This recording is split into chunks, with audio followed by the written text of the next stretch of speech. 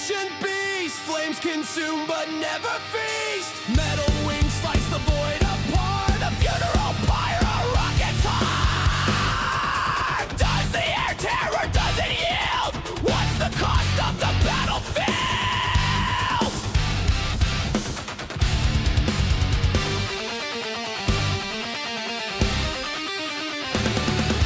Volcasonic retro propulsion. Fireflies fire in the skies, combustion. From plasma storms and blackout seas. Gravity's chain snap with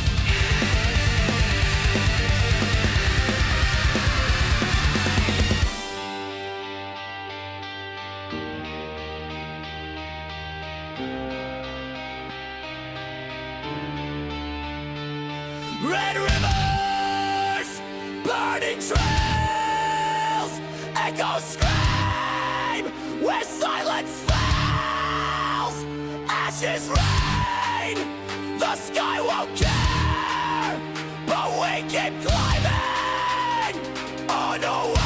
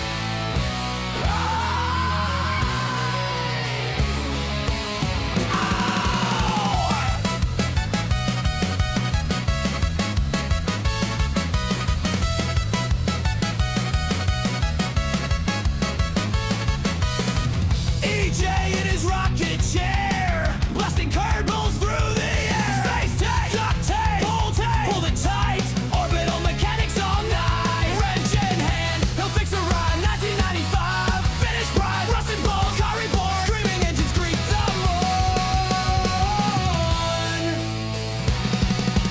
Orbit King, he's on the screen. Polka beats the punk machine. Welding dreams and cosmic streams. EJ's flying through the sea. Vacuum suits and space news chatter. Satellite, they climb the ladder. Black hole, lost gold, and solar flare. He's the captain of these cosmic affairs. Restoration streams at dawn, turning trash to treasure strong. A hubcap here, a piston there. He's the Twitch King with the space age flair.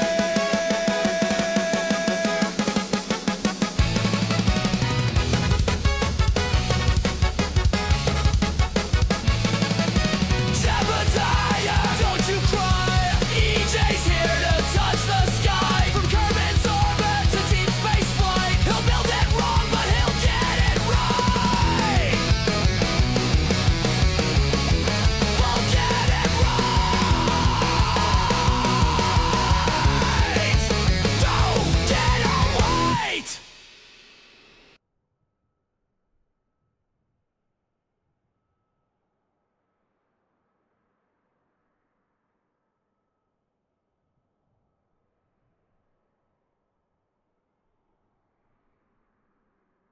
Hello. How's everybody doing? Welcome to the Space and Rocket Review and Starship Rocket Review. Actually, we got a bunch of other news in here other than the glorious Flight 11 Starship flight from Monday. It was good stuff. Good stuff. Orange whip. 3 orange whips. We read you loud and clear. All right, excellent. All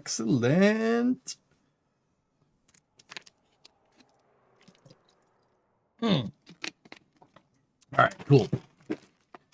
Have you seen the drone's image of the Starship solution? Oh, yeah. I've seen all the good stuff. Have you? I've seen all good people. At this fight, I'm on my way. Yeah. Have you seen all good people?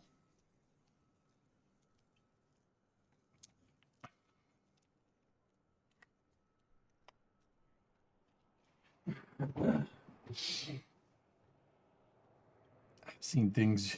I've seen things you people wouldn't believe. Attack ships on fire on the shoulder of Orion. I've seen sea beams glisten in the dark outside the 10-house gate. All those moments would be lost in time, like tears in rain. Yeah, well, you're not throwing a Blade Runner reference past me. That's not happening. That's not happening. All right, anyway.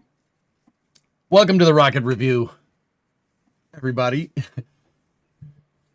Whoa, where'd you get from you, Dante? Oh, what up, Mr. Cheezel? Do Kerbals have necromancers because somehow Jeb's alive? Yeah, you saved Scum Aurora. It's okay. There's no shame in admitting it. There's no shame in admitting it. It's fine. Discovery, go at throttle up. It's fine. Pretty good. Pretty good. Thoughts about the fire in the nose at landing. All right. There is some other cool stuff that you guys probably want to see, but that you guys would probably want to see. So I'm going to dump through that stuff real quick, and then we'll get right to Starship. So check this out. I woofed that food way too fast. All right. Okay. All right, cool. Let's go. So, Vast posted this yesterday. 2 Haven 1 primary structures, a qualification in the flight article, side by side at Vast headquarters in Long Beach, California. All built in-house. Vast is bringing space station development back to the United States. Back to the U.S. So, to launch the world's first commercial space station and ensure a continuous American presence in low Earth orbit. This is getting out of hand. Now there are 2 of them. We should have made this bargain. So they said that, let's see, the qualification in the flight article. Which one is the flight article?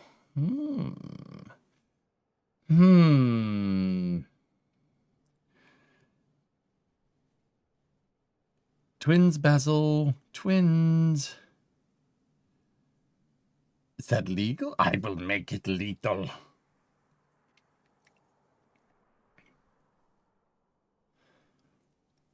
Talkers Chief show you the hardware. Yeah. I'm going to go ahead and say that this one is the flight article and that over there is the qual. Just because this one doesn't have billet. The billet cone right here is, I don't know why that one is smooth and that one's not. Either way, this pad and that pad. Yeah, this one looks a lot more, I don't know. Let me take a look. Let's see. Which one is the flight article and which one isn't?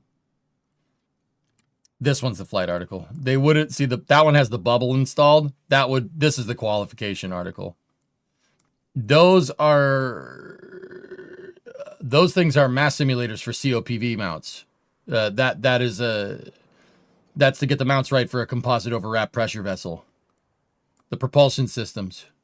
There's going to be a bunch on the sides. That's what those things are. They're Pathfinder simulators or jigs so you can get the COPV mounts correct. Flight article is the one without the door for the equipment install. Yeah, that's the qualification article over here. This guy is the real deal. That's the one getting launched into space, I think. Are you optimistic on the timeline to Mars? Let's take it step by step. Step by step, schmong. Step by step, schmong. Yeah. Archie, you just saw a video where the guy said the thing he made is for Jared Isaacman. Not sure if I can mention it at all, but I could say Jared does have nice taste in stuff used in 80s action movies. That's Brendan Herrera. And from what chat was telling me, it sounds like he made Rook a MP5 SD, delayed roller bearing action. You can talk about guns here, dude. I don't care. It doesn't. Don't be violent, and you can talk about them. Just another mechanical system. But yeah, don't be weird about it. You know what I'm saying? VA belt fed. Belt fed's like, hey. I mean, I was playing Battlefield last night. We're good, man. Just don't be weird about it, you know? Is that the AK-50 guy? Yes, that's Brendan Herrera. Yes, the AK-50 guy. Yep, yep.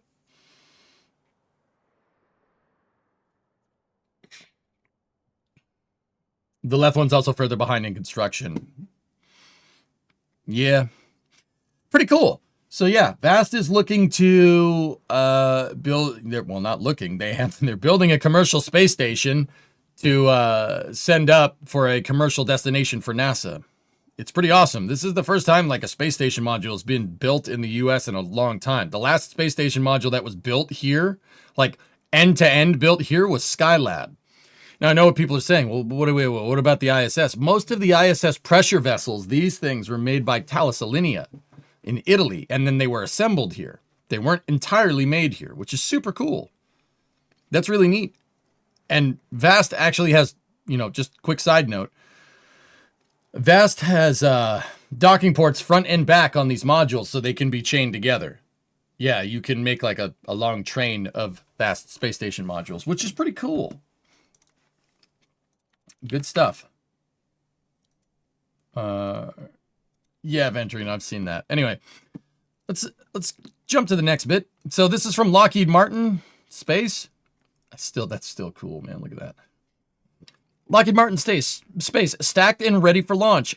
Our 21 Tranche 1 Transport Layer C satellites are prepared for launch. Soon they'll join Space Development Agency's Proliferated Warfare Space Architecture, PWISA. So this is a launch that's actually happening in 45 minutes, I believe. 48 minutes and change. Excellent. Good stuff. Yeah, they got spikes. They're spiky satellites. Pretty cool. Weather permitting, that is. Yep. No, it's fine, Archie. Thank you for asking. Yeah, it's all good. Yeah, this is Space Development Agency. That's a government payload. Proliferated Warfare Space Architecture. So that is a military communications satellite. That's the Proliferated Warfighter Space Architecture. That sounds way nicer.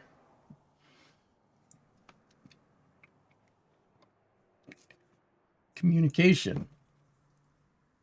Yeah, it does stuff. That does things. That do stuff. Anyway, next space news. Let's not read any more into that. So this one's coming from Spaceflight Now. Check this out. The Department of Air Force approved SpaceX's proposal to increase its launch cadence of Falcon 9 rockets from Vandenberg up to 100 and add Falcon Heavy capabilities to Slick 6. SpaceX will build 2 new landing zones south of the launch pad.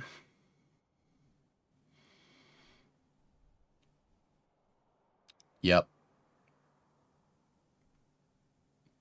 Slick 6.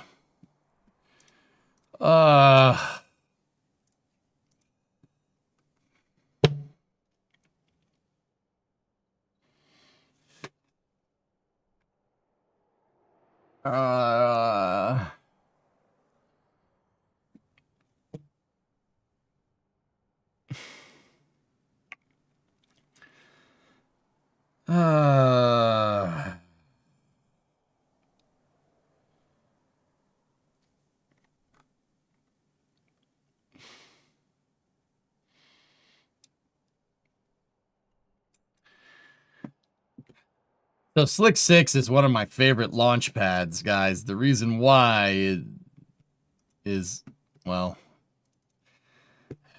most of you guys that are space nerds know this, but in case anybody out there doesn't know this, they built an entire functioning shuttle launch pad at Vandenberg in California in the early to mid 80s.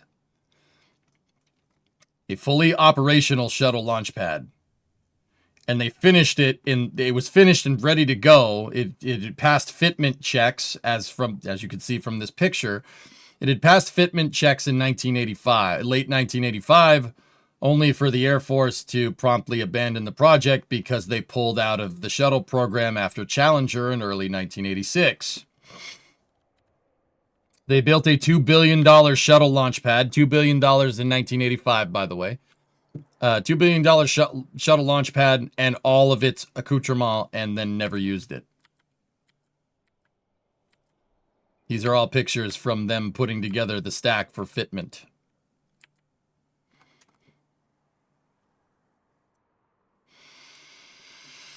I have a lot of really nice pictures of the complex here. So the pad did end up getting used for some Athena missile launches, and then it has been the home of Delta IV Heavy for the last 20 years. The last Delta IV Heavy mission went out of Slick 6 last year, and since then, SpaceX has the lease to it. Now, what sucks is that, I mean, it's cool that they're putting Slick 6 to use, and it's really cool that, you know, rockets are going to launch from it. Not only are they going to launch from it, a lot of rockets are going to launch from it. That's really cool. I dig that. However, SpaceX's plans to do it involve basically demoing all of the shuttle hardware.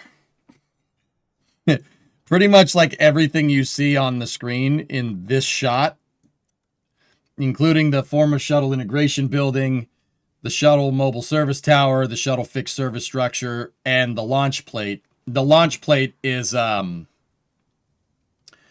configured for Delta IV right now. That's when it was configured for the space shuttle. It will not be a Starship pad. It will be for Falcon Heavy. We were robbed, I tell you. West Coast shuttles would have been awesome. Yep. Also, they're filling in this side of the flame trench. So there's a split diverter in here. Originally, you had 3 trenches. You had one for the shuttle main engines, which went around a corner and went out the side. And then you had 2 on either side for the SRBs. This was filled in with concrete in the 90s. Zone C, D, and E were all filled in. They were filled in with concrete, and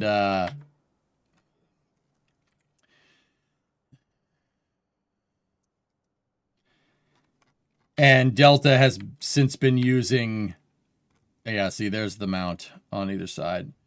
Delta has since been using left and right, but for SpaceX's integration buildings to go, they're going to build a hangar right here, and then a transporter erector avenue. And in order to do that, they're going to fill in the flame trench. Well, not fill it in. They're going to put their transporter erector hydraulics inside of it, like they did at 39A. But the mobile service tower, mobile assembly shelter, the launch plate, the fixed service structure are all going to get leveled.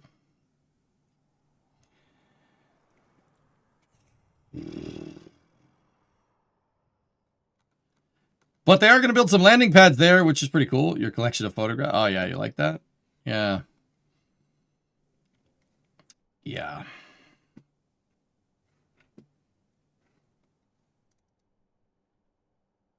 That sucks. So, fun fact about Slick 6, the mobile service tower at Slick 6 is one of the oldest pieces of, it's one of the oldest continuously operational mobile service towers. It's older than Complex 39. The reason why I'm talking about, hold on, that thing.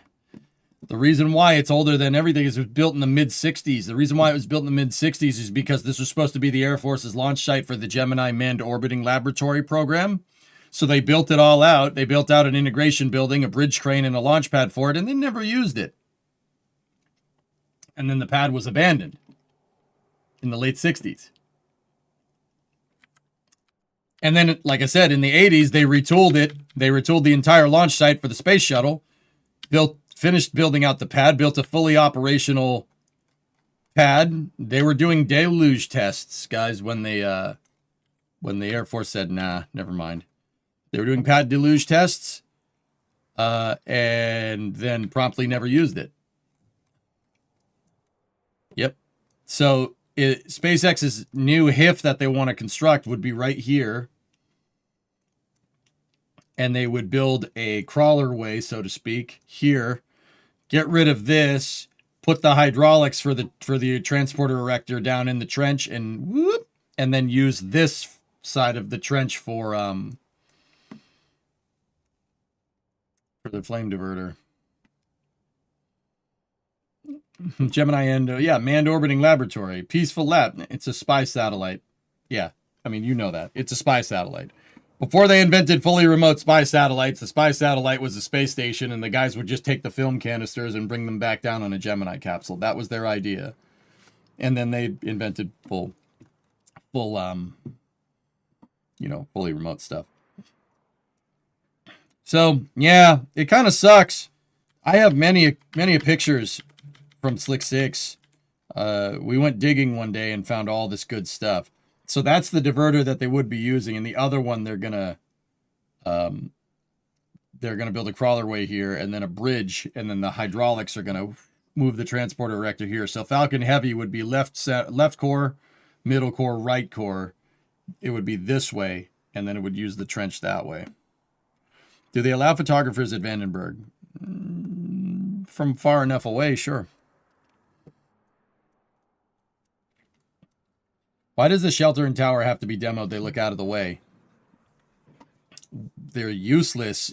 So if you get rid of the servicing structure and you get rid of the launch frame, they're pretty useless. RB, I had thought, I had figured that, why build the HIF over there? Why not build the HIF right here and then roll the stack this way and then turn it upright on the, why wouldn't you do that, right? Like, why not do it that way? They can't. There's, hell, what was the reason? Oh, this building, the assembly building, a Falcon Heavy would be, well, actually, no, that should be able to work. Why do this when Falcon Heavy rarely launches? I don't know. There was another reason why we didn't want to, why they didn't do this. I think, oh yeah, that's right.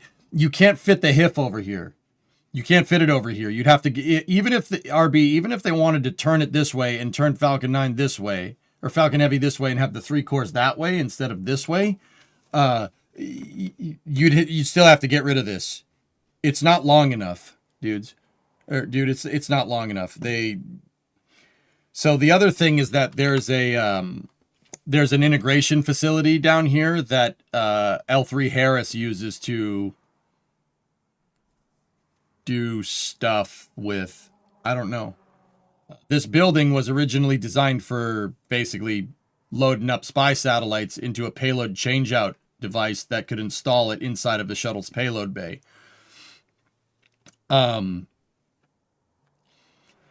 So the Air Force leased this facility out. So the right move would have been to build the HIF right here and then just roll it back that way and erect it. But yeah, you'd still have to demolish the building that says USAF on it anyway. So SpaceX would also need to dig into the ground right here to put hydraulics down so they could get the TE upright, and you can't. There's just solid concrete there. There's nothing to dig into because some bonehead decided to fill in the freaking shuttle flame trench with concrete. Yeah, they're gonna put the HIF over here and then fill in a crawlerway that goes this way, and it's basically gonna follow right over that duct. They're going to get rid of this duct and they're going to seal it off, and they're going to use it for the hydraulics to push the transporter erector upright. And then they're going to completely demolish the pad plate and then retool it for Falcon Heavy. It is wide enough. I do have, like I showed you guys, I have shots of the diverter. Yeah, see, it's wide enough. It's wide enough for 3-core Falcon 9 all day. They made them really big because the SRBs put out a lot of gas. Did ULA dig its own flame trench for Delta 4? No, they utilized the left and right flame trenches. Actually, you know what? Hold on. Just little, not a deep dive, just a little dive. Just a little dive here. Just a little, not a deep one, not a deep dive. Just a little dive.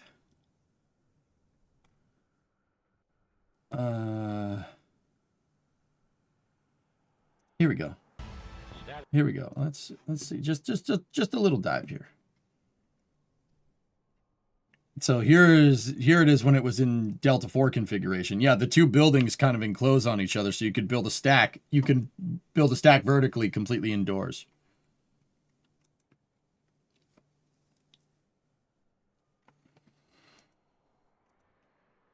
It was a mistake, Rem. Yeah, the buildings move. Oh, that's so cool. There could have been a shuttle stack there, man.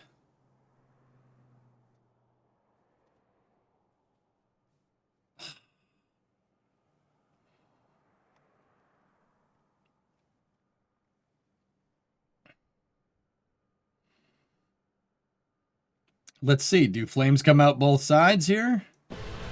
I can't play the music.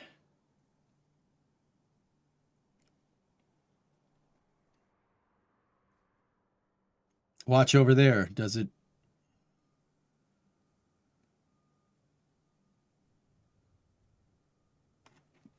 Yeah, it does. It shoots out both. Yeah, it shoots out both sides. See the flames on either side? Oh, mama. But dude, look, that thing isn't even close to filling that damn trench up.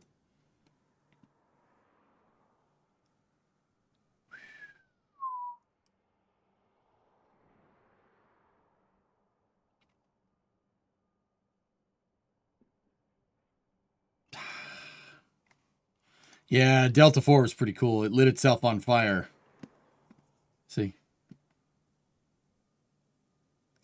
Hydrogen burn off.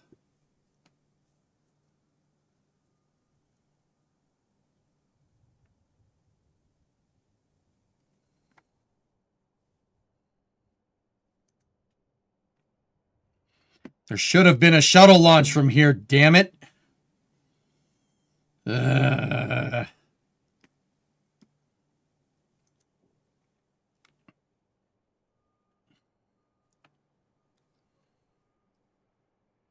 All out of view of spy satellites, adversaries would have had no idea when a shuttle was going to launch, pop the buildings open between one pass and the other, close it back up.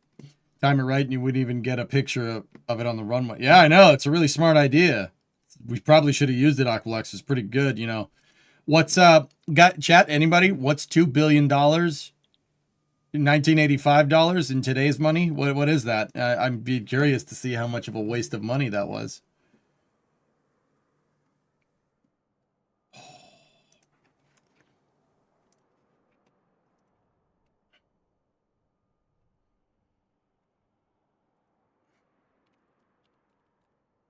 Inflation calculator. All right, let's see. CPI inflation calculator for October, all right, January 1980, well, it would have been December 1985. So,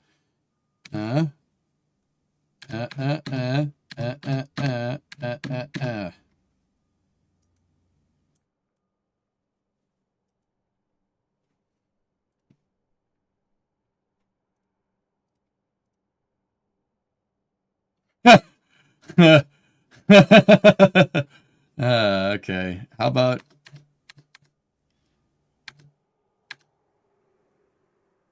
let's try that.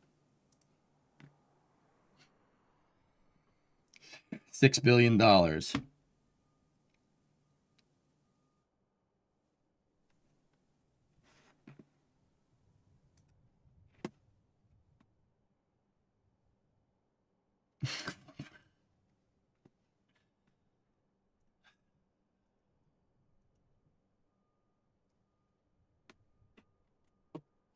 Anyway, I got more good news. Here, let's keep going. So yeah, SpaceX is building out Slick 6, and they're going to demo everything, and they're going to build it for Falcon Heavy. They're also building new landing pads, which is super cool, for Falcon Heavy, side boosters to land. That's really neat. I do appreciate that. Okay, cool. Next bit of news before I get annoyed. Relativity has released their Q3 update, and yeah, you know, you guys know the drill. We can't listen to it because it has audio in it, so we will close caption. We will close caption this thing Terran R update September 2025. Welcome back to another Terran R update. Let's dive in and recap key milestones from September. This month, the team completed 19 component level critical design reviews, mainly focused on the second stage vacuum engine and secondary structural trays and manifolds. There's a key focus on releasing all second stage components ahead of manufacture. This closed caption sucks. And the fluids team released more than 150 machine components in September. First stage tank welding continues with 3 circumferential friction stir welders welding the primary weld now complete. In parallel, the primary structural tanks have also begun being painted on our on-site paint booth. The Stage 2 tank has been painted and sections of the stage tank are being painted before being welded. This closed captioning system sucks. Are being painted before being welded into the larger barrel. In engine manufacturing, the team wrapped up assembly and final integration of the second engine for the second engine for the first flight. Additional machinery is coming online to enable high volume engine production. In the past few months, we've reduced cycle times on average by 50% across key components, and these additional machines will help speed up production even more.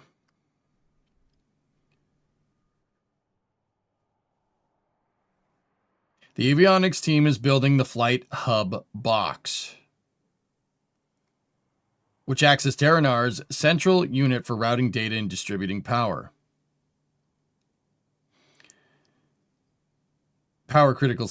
Distributing power to critical systems. After an extensive acceptance testing campaign, the first flight thrust structure is now undergoing integration.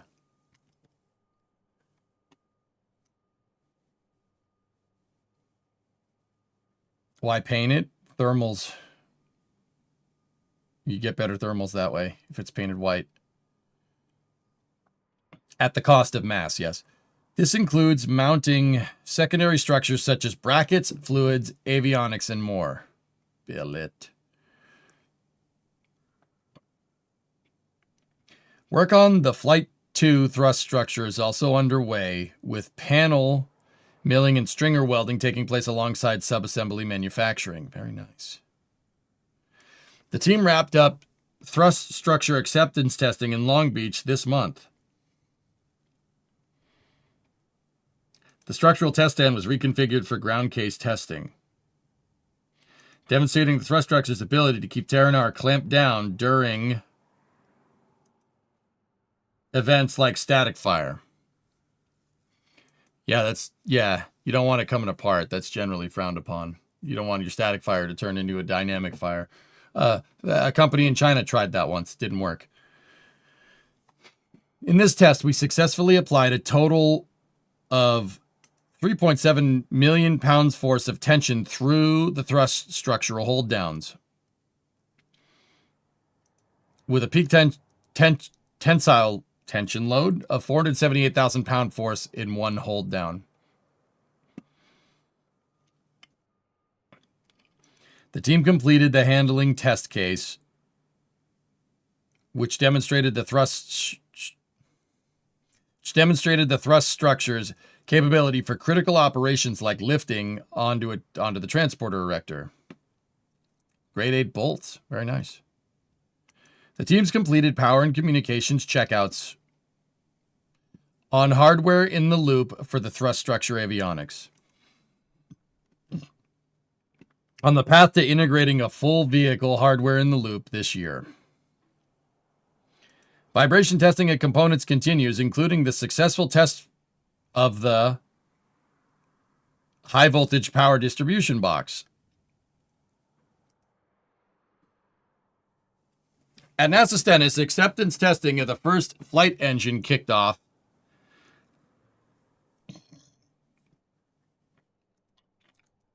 and development. Testing of the second stage vacuum engine continues. Recent wins include hot firing Aeon 5 with densified liquid, or Aeon vacuum. It's not 5. Aeon vacuum with densified liquid oxygen. Very nice. A 475-second mission duty cycle burn. Performing one of those. And conducting suction tests to build out and confirm the Stage 2 run box. But the focus isn't just on the first flight. No. Engine enhancements for future engine block upgrades are already underway, with igniter component testing for AR 2.0 in the works. These upgrades aren't necessarily for early flights, but will help unlock additional performance in future iterations. On the A2 test stand at Stennis, the team installed liquid nitrogen, LNG, liquefied natural gas, and liquid oxygen permanent storage tanks in place, paving the way for commodity flows for stage testing. We've also activated the first stand automation, bringing together data, ground software, fluids, network, and data control for systems.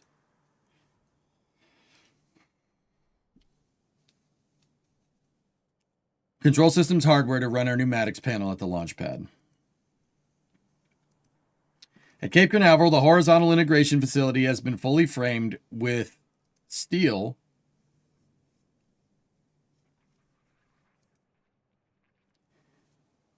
and siding panels are now being mounted. Just north of the HIF, the horizontal integration facility, deep foundation piles are being installed for the pad's lightning protection system,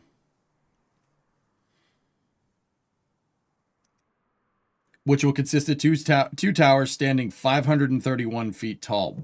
Whoa.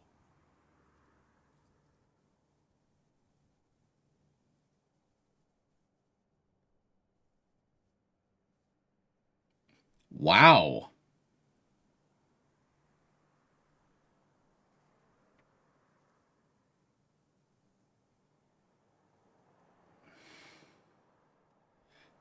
Tentacle cabling of rocket engines. As a technician, I start sweating looking at them. Yeah, I bet you, Stan. Yeah. Bet you do. Yeah, those wire harness. Yikes. Yeah, those are pretty gigantic, dude. I mean, guys, the crazy thing is that Terran R is a bigger rocket than Falcon 9. It's bigger. It's bigger than Falcon 9. This is not a small vehicle by any means. You can see the water tower also. Can you?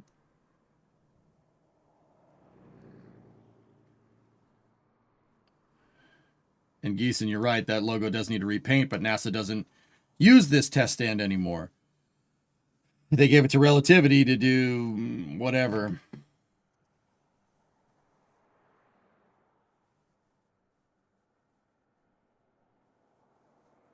Yeah, they're driving piles over there.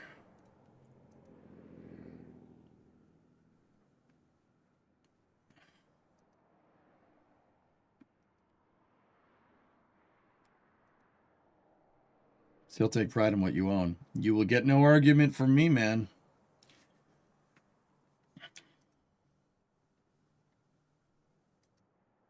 The fluids team erected two 30,000-gallon liquid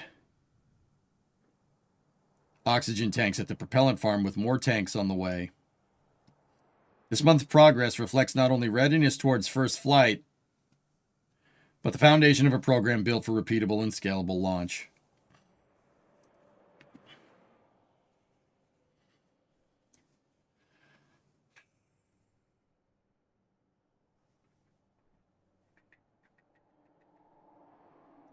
This is the first time I've kind of seen their plans for the whole thing.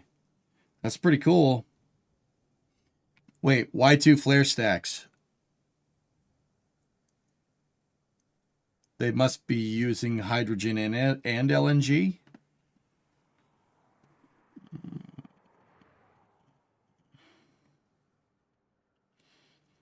Interesting. I mean, guys, this is going to be one hell of a complex, dude. That's pretty big. More flare stacks, more better. Because 2 flare stacks is better than 1. Okay. What I was asking earlier was if we need the lowest delta V. If we need the lowest delta V when we go 45 off the ground on planets without atmosphere to save the most fuel, if we go higher, you still want to fly a parabolic arc. Now, it's just on min-miss. It doesn't really matter. So just for the uninformed, what is their goal to achieve? I mean, do you have any chance against SpaceX commercially? They're going to try. And the stakeholders for this company, Shova, for relativity, have some deep pockets. Ex-Google executive Eric Schmidt is the principal investor in this project. So they got some deep pockets, dude. But that's pretty cool. Yeah, good stuff. That's going to be one hell of a launch complex, man. You can see Terran 1's old pad is right there.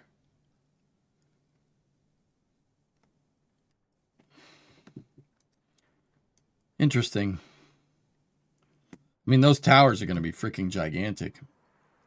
That's awesome. Great update. Look, they're making flight hardware, guys.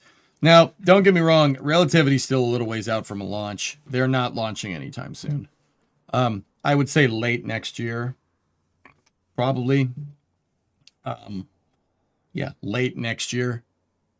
They still got to retool that A2 test stand. They got to scale their propulsion. They have to test all the stages. They have to test first and second stages integrated on the test stands. They have to get that pad finished. It's going to be a little bit. I'm sure when you're a billionaire. My friends at the golf club have a rocket company. I now also want one. It must be nice to have money, dude. I don't know. I wouldn't know nothing about that. But Shova, you ain't kidding, but I will tell you this, man. If I had a couple $1 billion, I'd do that. I'd start my own rocket company, because why not?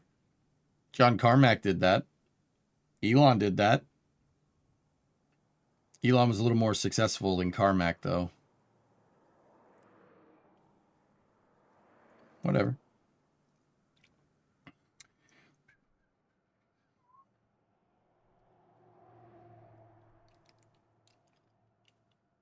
Armadillo. Yeah. Yeah. I'd build my own amusement park. You build an amusement park with $2 billion?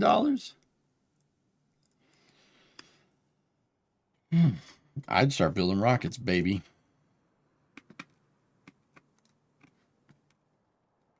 Anyway, great update from Relativity. Also, check this out. Another thing coming. Imagine no lines. All right. Check this out. This is coming from Impulse Space. They posted this yesterday. Today, we're unveiling our proposed lunar mission architecture to deliver more mass to the moon in the near term. By pairing our Helios kickstage with a new Impulse-built lunar lander, we're taking the next step towards mobilizing space and enabling sustained lunar operations. Read more from Impulse founder and CEO Tom Mueller in his new blog post.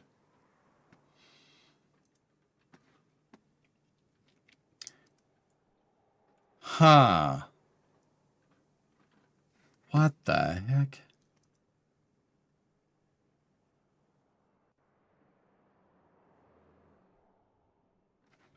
Pendulum rocket. Their lander's pendulum rocket. No! No! Tom! Why you do this? Why you like this? Stop it! It's pendulum rocket. Oh.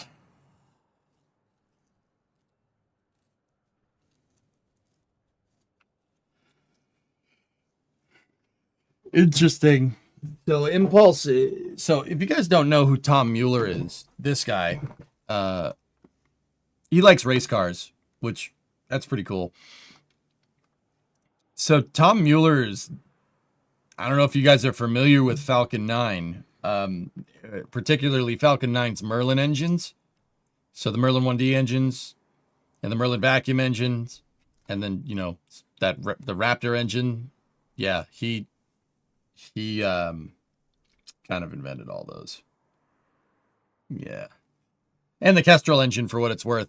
Yeah, Tom, he's like one of the original employees of SpaceX, and then he started his own company called Impulse, which is working on orbit tugs and stuff. So the Impulse kick stage is a Methalox on-orbit tug, which is pretty cool. And now they're going to on-orbit tug a lunar lander, which is even cooler. Formerly the number 2 employee at SpaceX. Exactly. Yep. Undebatably, they know that doesn't work. I bet it's to keep the engines away from the surface, the same as those HLS concepts. That's the exact reason. Yeah, the engines are mounted high on the lander, so they don't kick up too much dust. That's the reason, guys. So you're saying he's kind of a big deal. I'm saying he has many leather-bound books. And his apartment smells of rich motor oil. Look at this melon farmer's garage. He has a C7R. He bought the frickin' race car.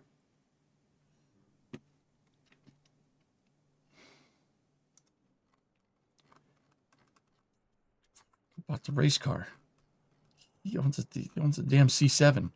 C7, frickin' C7R. Oh, somebody doored that dude. Oof. Yeah, he... Oh. Okay. Was that a moon dirt? Like, don't ignore it. It was AI slop.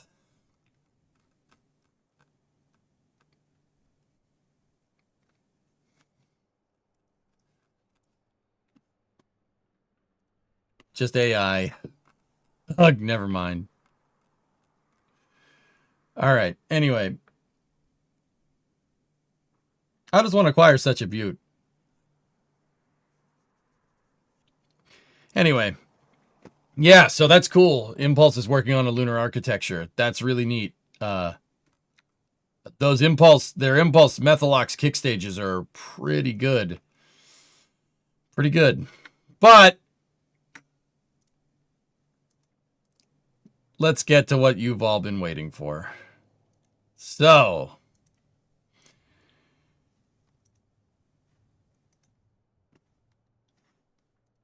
give me one sec. Let me just pull up the right footage.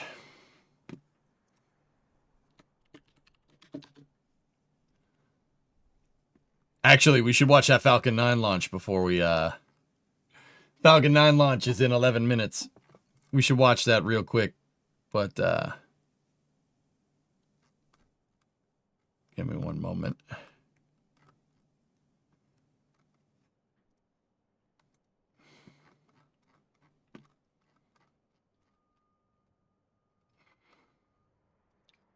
I'm just getting the launch footage up, dudes. So, on Monday, Starship did its 11th flight test. Headphone users. Headphone users. T-minus 10, 9, 8, 7, 6, 5, 4, 3, 2, 1.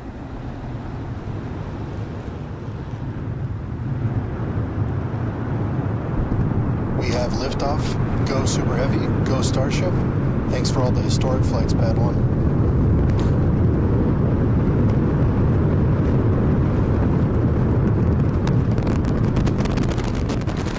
Vehicles pitching downrange. Booster Raptor chamber pressure nominal. T-minus 10, 9, 8, 7, 6, 5, 4, 3, I won't watch it again. 2, 1. Oh, there you go, Dragon. No problem. I was geeking out, man. We have liftoff. Go Super Heavy. Go Starship. Thanks for all the historic flights, Pad 1.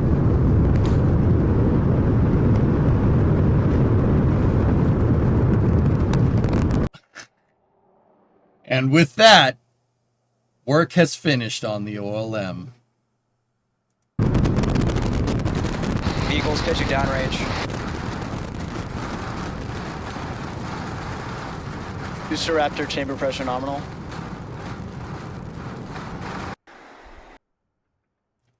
Pretty cool.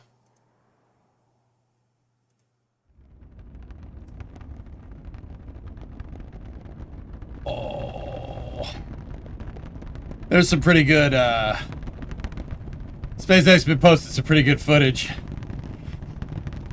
That one I'm quite fond of. Eye candy. Yeah, those nozzles look pretty round. Yeah, I know, right? Absolute cinema. Dude, look at that. The fact, guys, the fact that this damn thing even exists. But it's ridiculous. But yeah, it was bittersweet, guys. The reason why it was bittersweet is because that was the last launch from that pad. Oh, excuse me, this pad. That was the last launch from this pad. SpaceX, from here on out, is switching to their Block 3 booster and ship design. This original launch pad, the first Starship that crossed the Kármán line went on this pad.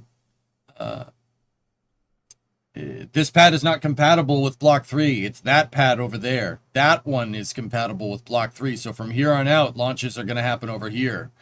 Now, I've been getting questions every day, like every hour for like the past 2 days. What are they going to do with this pad? I don't know. I don't know. We haven't heard anything particularly official. What we have heard, or well, not what we have heard. What I'm speculating here, that this pad will be used. This pad will be used for ship catching. That's what I think, not what I've heard. That's what I think. I think they're going to use this to catch a Block 3 ship. They have to modify the chopsticks to be like those ones over there, which is why you saw them taking stuff off. They got to cut them down and make them look like those chopsticks on that pad. But yeah, I think the OLM is done. Yesterday, basically, well, on Monday, immediately after the launch, they evac'd all the remaining water out of the tanks here.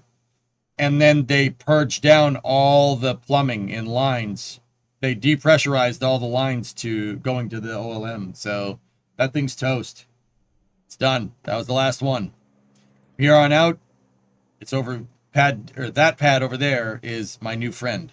It is the kind of end of an era.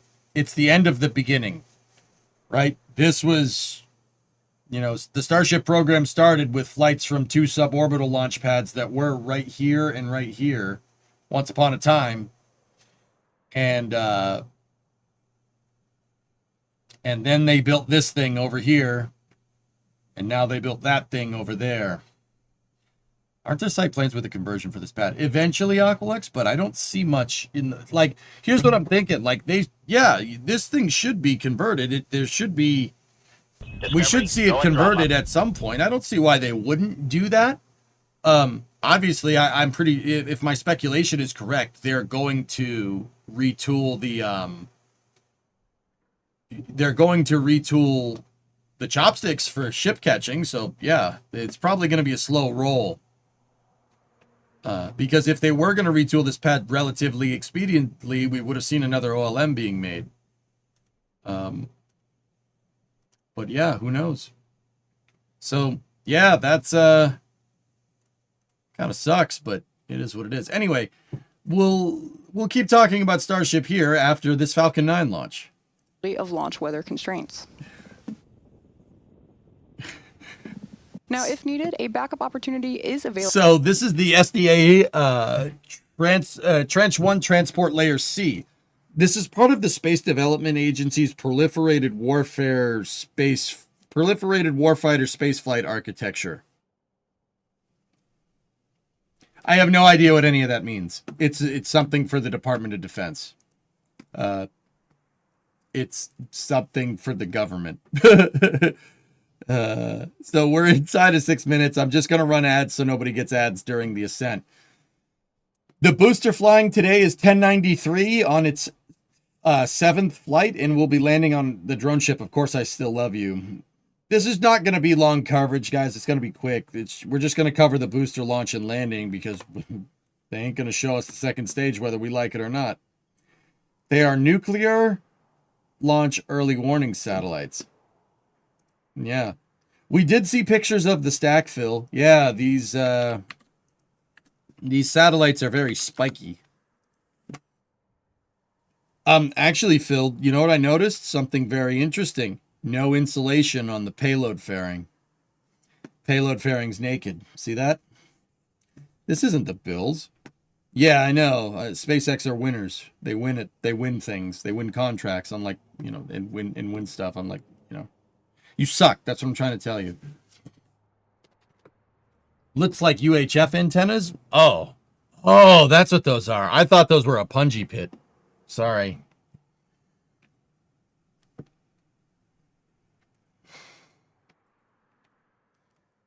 I thought that was, you know, in case something gets near it, it can just chain lightning it. No, those are antennas in laser links, guys, which is actually super cool. Really, really awesome thing. And we got the satellites are mounted on basically a huge cylinder. It's a cylinder and it's stuck. It's a cylinder. And then they're mounted radially on the sides. There's 4 layers of them. It looks like we got 4 here, 4 there, 4 there, and 4 there. Will the fairings be recovered? These have recovery paraphernalia on them. I'm going to go ahead and guess yes. Anyway, let's go back over here. Now, next up in the countdown, the transporter Your erector. poison-tipped blow darts?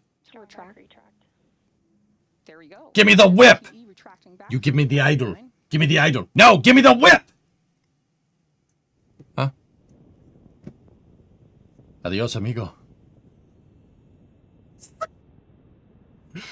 The TE is the large truss structure you see All right. standing next to the rocket. It's hinged at the base and connected to the launch mount beneath the first stage.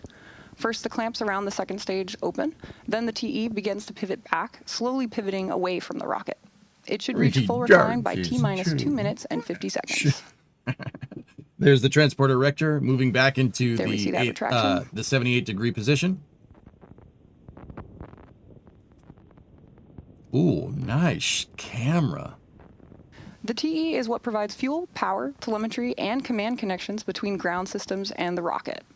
The clamps at the Is this top some of the infrared structure help action I see stabilize the going second on here? stage during fueling, such as preventing movement in high winds. Once those clamps open, as they have now, the rocket is fully free at the top.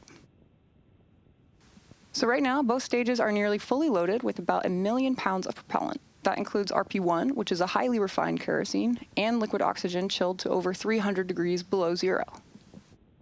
Propellant is intentionally loaded late in the countdown because colder propellants are denser, and denser propellants mean more. I'm sorry. I don't mean to laugh. That just caught me off guard. I'm glad you're watching, dude. I'm sorry. I don't mean to make that one thing or another. That's just funny. It just made me laugh. God, Oxen says, I'm watching the Science Channel on Twitch. There's a psychologist talking about politics. I'm so glad you're here. Hi. Hey, what's up? Politics?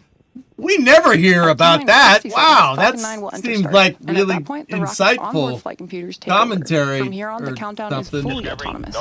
Then at just inside of T-minus 2 seconds, the 9 Merlin 1D engines will ignite. Once they're at full power, Falcon 9 will lift off the pad Please, and begin no. to climb to orbit. I'm sorry, God, that was funny. That made me laugh. So we're coming up on that stage 2 LOX load completion in just about 10 seconds from now. Okay. I don't know why I found that so funny. It's pretty good. Dude, I'm completely screwed. Like, what time is it? Okay, we got 2 minutes. Totally not expecting that. Oh, my goodness. Oh, dear. That was funny, man. That was a good laugh. I appreciate you. Weather is still looking green, and the range is... Stage 2 LOX load is complete. There's that LOX load completion. Weather is currently looking green, and the range is ready to support our T0 of 4:06 p.m. Pacific How you time. doing this fine day on ship? I'm doing great, man. We're about to watch a rocket launch. Then we're going to watch Starship footage. Ground gas closeout. Freaking rules. There's that call out that gas closeout has started. That refers to venting and closing out of our gaseous systems, such as topping off tanks and sealing vents to maintain pressure. Okay. All right. We're standing by now for confirmation that Falcon 9 is in startup, which we should hear around the T-minus 1 minute mark. Okay, so what's going on there? They're evacuating all of the commodity lines that go up the transporter erector to fill up the second stage with fuel and oxidizer. You want to get rid of... Falcon 9 is in startup. Okay, we got a good call for startup there. There we go. You want to get rid of all the gases here because if you don't, when the umbilical disconnects, it'll depressurize the line and it'll spray liquid oxygen and fuel all over the side of your rocket. Remember, with rockets, you want the fire to be inside and then come out the bottom, not on the sides. Yeah. So what they do is they purge out all the systems. They flow nitrogen gas up there and it displaces all the liquid oxygen. So when this thing opens, it doesn't hose down the side of the booster when it launches. Now, interesting thing about this Trans C layer 1 here. T-minus 15 seconds. The second stage has a gray stripe on it, indicating a long duration mission. T-minus 10. 10 seconds. 9. Pad deluge system 8, is on. 7, 6, 5. Sound 4, suppression water system 3, is on. 2. Ignition. 1. Ignition. Got 9 engines. And liftoff of Falcon 9. Go to SpaceX, go SDA. We got a liftoff. Right there. Vehicle is pitching downrange. Trying to remember the name. There we go. Trench 1 Transport Layer C for the Space Development Agency. Got a beautiful clear skies out in California today.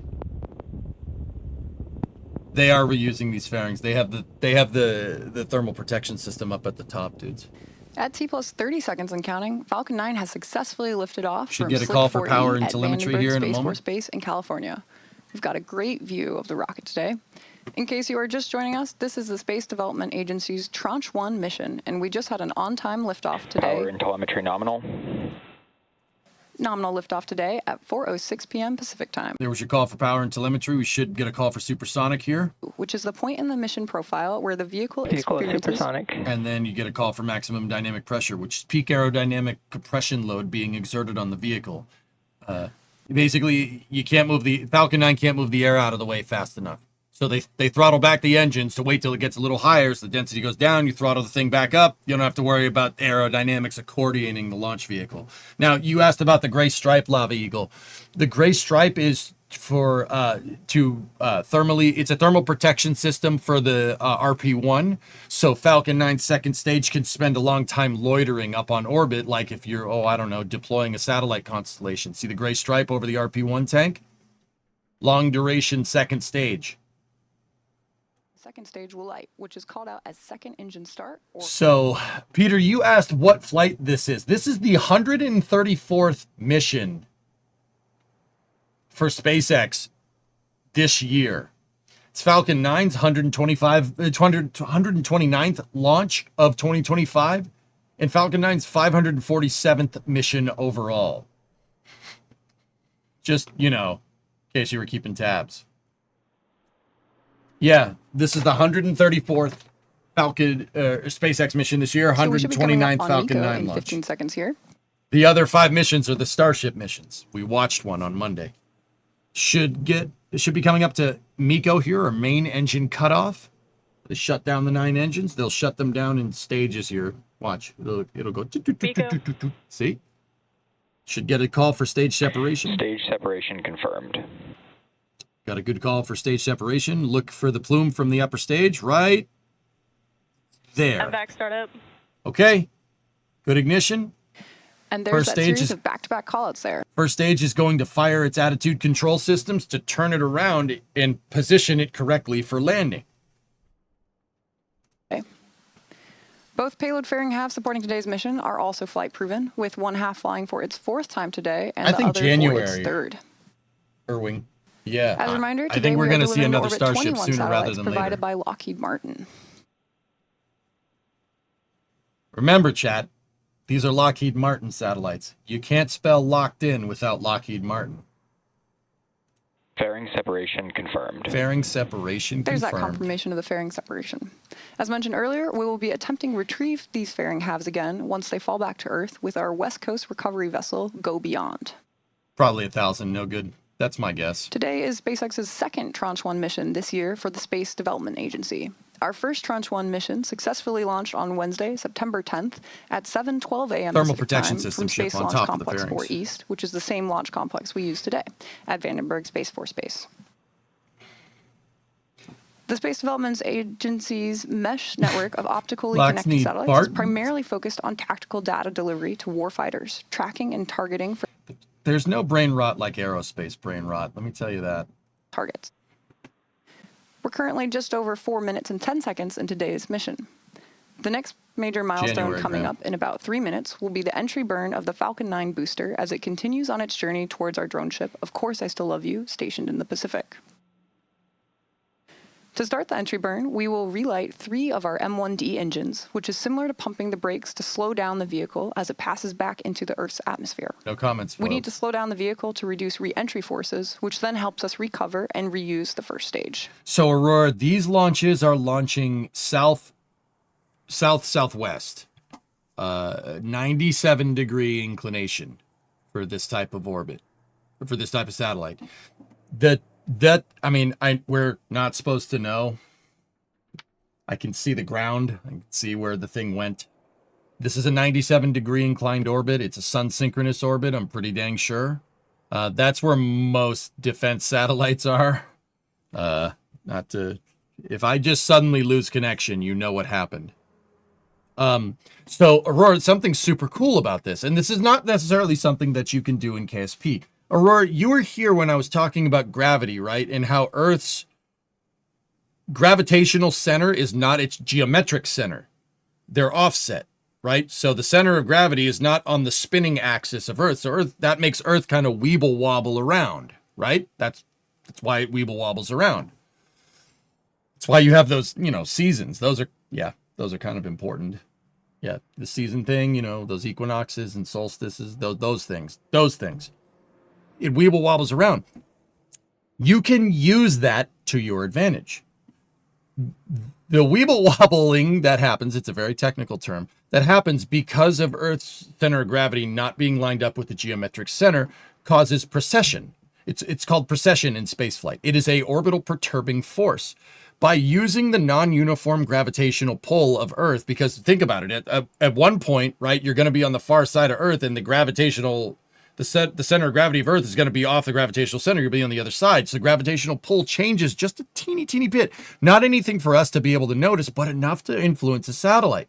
These sun-synchronous orbits use precession to be able to modify their orbits while they're orbiting to be able to move over the same spot at the same time every day. So if you want to image something, you can always image it in daylight. Supersonic retro propulsion happening right there. Yeah, you use Earth precession. Now, once again, guys, they're not going to show the track, but this looked like a sun-synchronous insertion. I'm not sure why you would need that with this type of proliferated warfighter space architecture, but still cool. Yeah, that's why Vandenberg exists, to be able to get at sun-synchronous orbits, because sun-synchronous orbits are technically retrograde orbits. They're 97 degrees inclined. So if you are on the equator and you launch due east on the equator, that's 0 degrees inclined. All right. If you're on the equator and you launch straight due north, that's 90 degrees inclined. Anything past 90 degrees is counteractive to the way that Earth spins. It's really windy out there. Counteractive to the way that Earth spins. Those are called retrograde orbits. Anytime you fly retro, you're flying in the opposite direction that the planet spins. Now, in this particular case, that 97-degree inclination just happens to be the spot where you can be resonant with Earth's precession. Pretty cool. Okay, so the booster's coming in. This is booster 1093. This is its 7th flight coming in for a landing. Of course, I Still Love You is under the left grid fin somewhere. We got some low clouds out there in the Pacific today. Hearing that call out for the first stage landing burn in a few moments from now.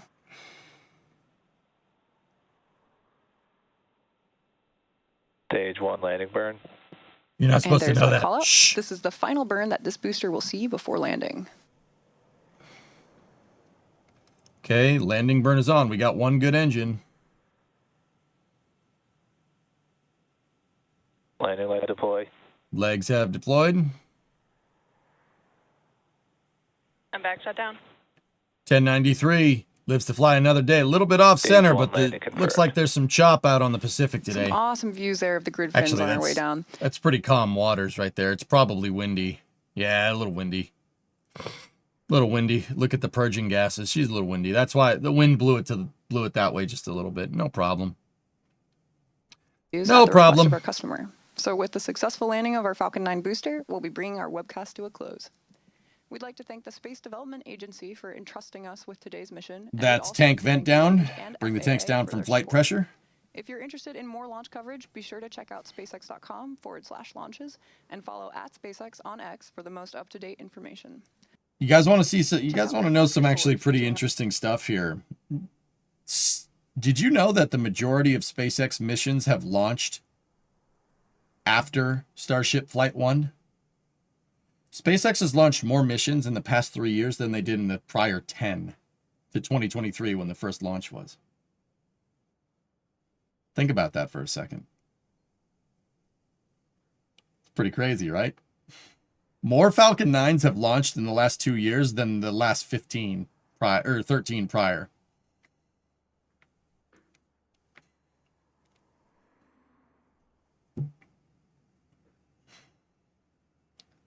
That's actually insane. That's actually insane.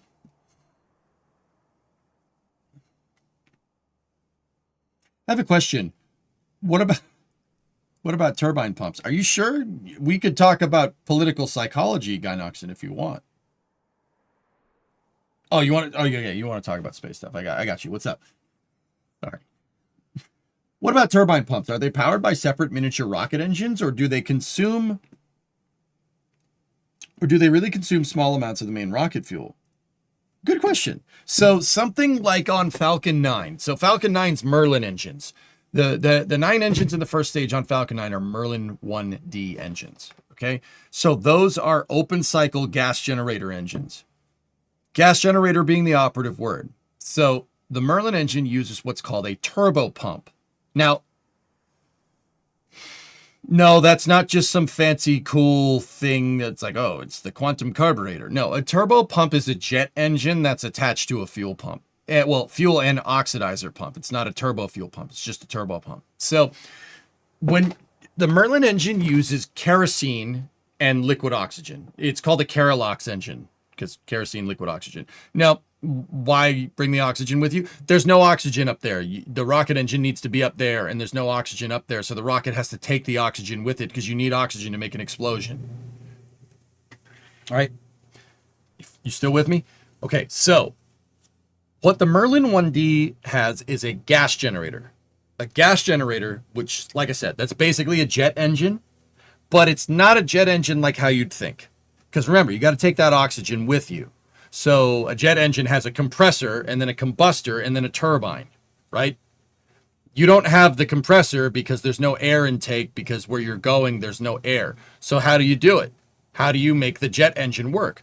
Well, you have a combustor and the turbine. So it's kind of half of a jet engine.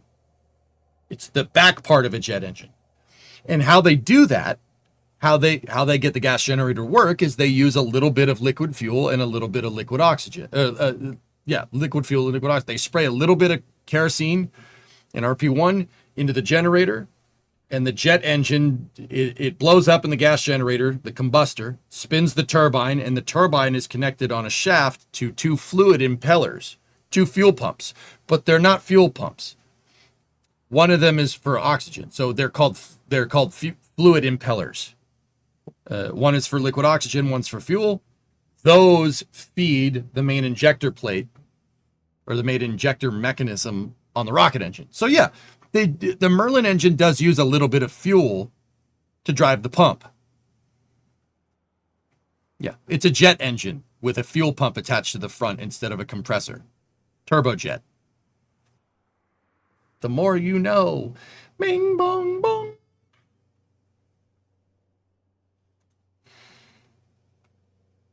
how about we learn about political neuroscience? Oxymorons aren't allowed in here. What are you doing?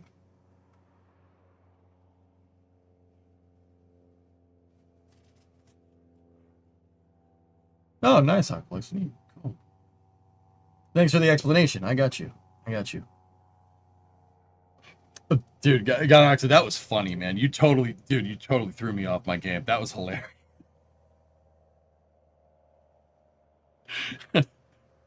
Hey, do you want to see this? No, I don't. Where's DJ?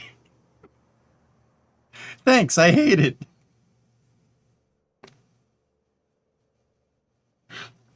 I'm sorry, that's pretty funny, man. Thanks, I hate it. Anyway, why is it called Merlin? Like the Spitfire engine? I don't know. They came up with names for everything. Falcon 9 is named after the Millennium Falcon, guys. The Dragon capsule is named after Puff the Magic Dragon because they said you'd be, you know, a commercial manned spaceflight capsule is a figment of your imagination.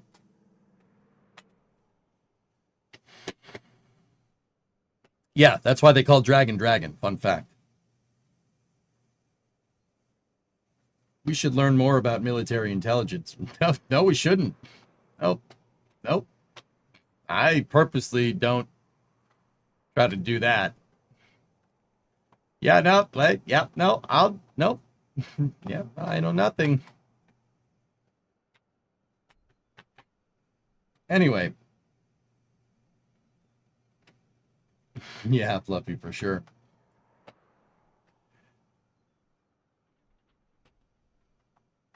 So this was the 129th mission for Falcon 9 this year. Yep.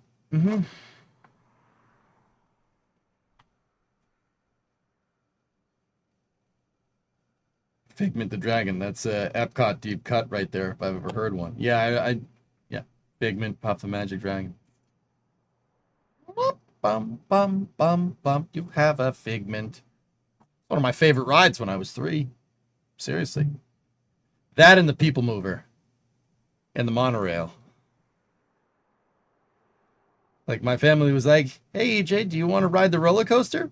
No. What do you want to ride? The People Mover. Okay. That's weird. Can we ride the monorail next? Well, what about Splash Mountain? No, that's dumb. I want to ride the monorail. Is that bad? Come on, that reads, right? That makes sense. Yeah, that sounds like me, right? Yeah. Splash Mountain was cool. Thunder Mountain is cool. But it's not the monorail and the People Mover, dude. That tracks. Aha, all right.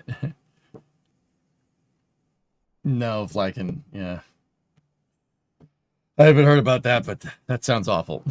But yeah, come on, it's the monorail. It's the monorail. It's like a train, but with one rail.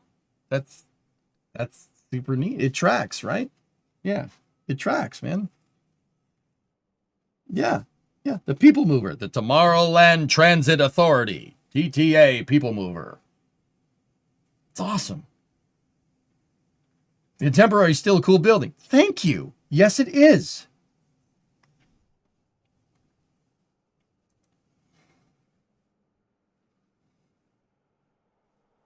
Is that a raincoat? Yes, it is. What if we took a monorail and doubled the amount of rails? That'd be something. Yeah. Yeah, that's a good idea. They've never, surely that's been tried before. Favorite Walt Disney World Resort? Epcot. The experimental prototype community of tomorrow. Hey, Paul. That tracks. Sir, I'm disappointed with you. I didn't say that, X-Wing. Twitch chat did.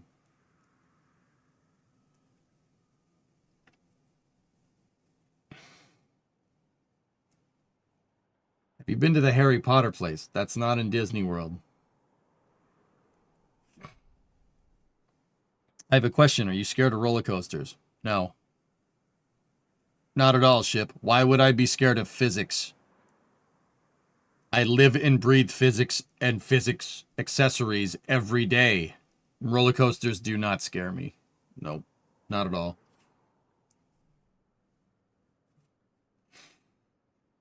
Galaxy's Edge is pretty cool, I'm proud. Yeah, that's at Hollywood Studios. I'm gonna still call it MGM Studios. I don't care. I know some people are terrified of it. No, no, no. My only thing is that, like, if I go on roller coasters, like we're talking about Disney World, there's the Aerosmith Rockin' Roller Coaster where you accelerate and then you go like right into a loop. My only complaint about that ride is that I wasn't accelerated fast enough. I want it to be like twice as fast.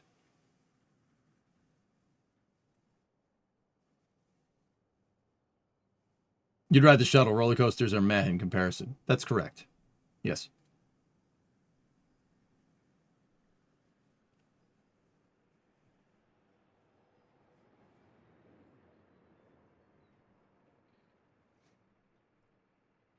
Go on the Hulk over Velociraptor. Hulk wasn't fast enough for me. I was like, this is fun, but it's not fast enough.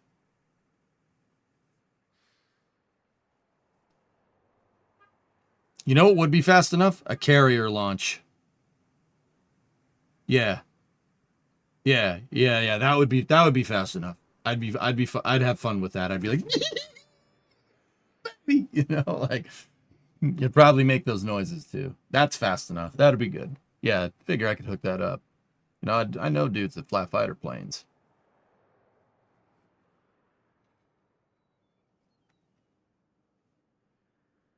The shuttle launch experience at Kennedy Space Center, you like that? Yeah, that's pretty good. How about a maglev? Well, that's cool, but yeah, maglevs are neat, but we don't like trains in this country, remember? How fast was Test Track? About 90 miles an hour. Test Track's fun. I was gonna ask why the military prefers Vandenberg. Yeah, Older Buffalo. Yeah, so they can get to the right orbits. It's only 65?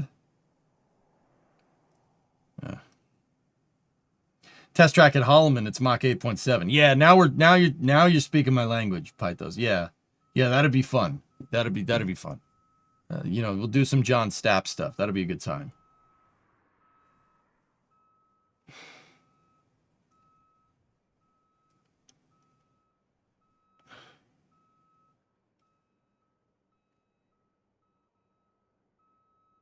Aircraft carrier launches, but which plane would you want to be in?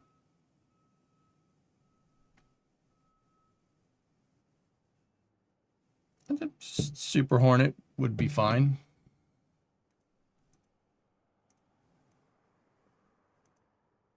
Headphone users, what's that? I got to be careful with audio because of YouTube. Oh yeah, the sled. Yeah, that's cool. I don't know if I need to go that fast, Pythos, but that still is pretty rad. Oh geez, Baron, has Space Engineer been mucking around with trajectories?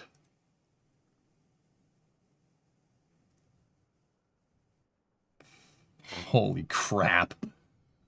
So Space Engineer overlaid Flight 11's landing trajectory over Brownsville.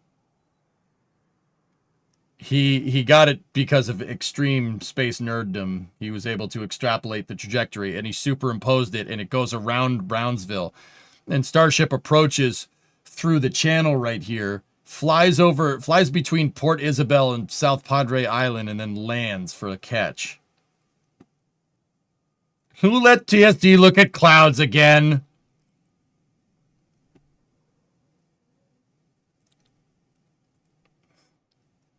Apparently there's an issue with YouTube. We can't load any videos from other devices. Down detector showing red for YouTube. Oh boy.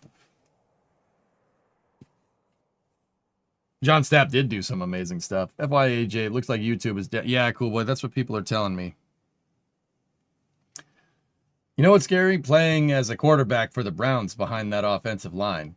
Yeah, that scares me. Spoiled. That would. Yeah, nope.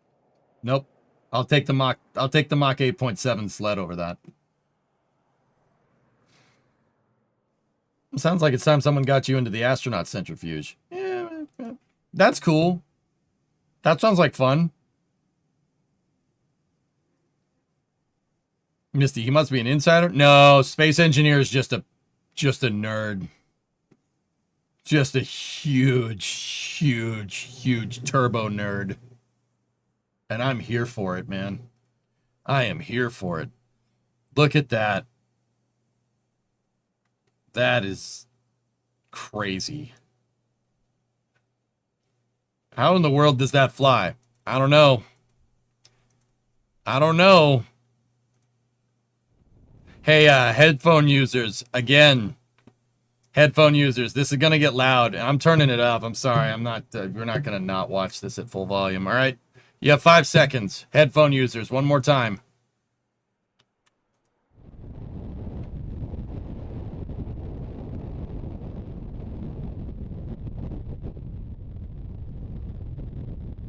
Yes, Geeson, precisely. Game recognized game.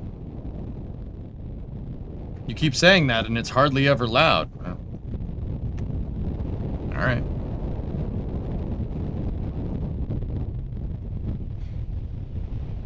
So SpaceX yesterday posted this footage of Ship 38 coming down, doing the belly flop.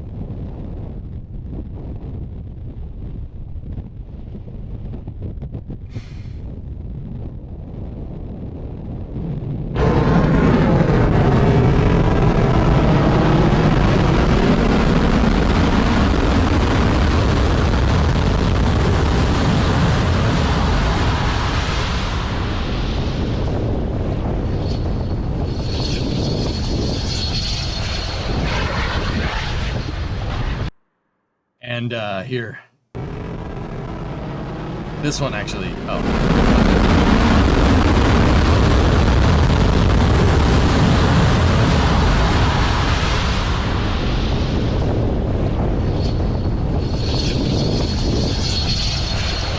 Do you think it landed precisely on target? Andrew, this had to have been close because the drone is in the right spot, but the buoy is in the right spot. See it over there? Buoy's in the right spot.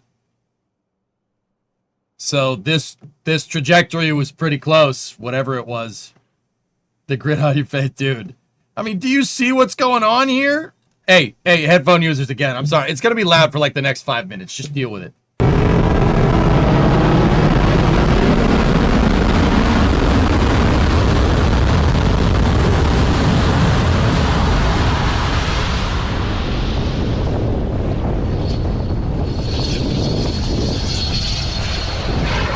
Dude, that's actually insane.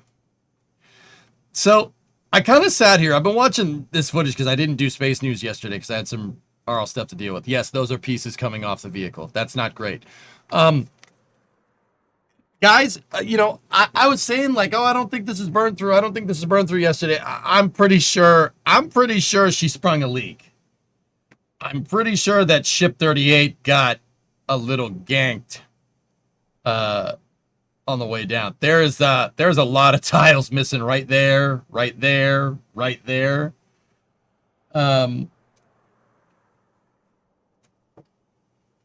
Yeah, there's also the nose cone caught on fire. Yeah, the nose cone caught on fire. That's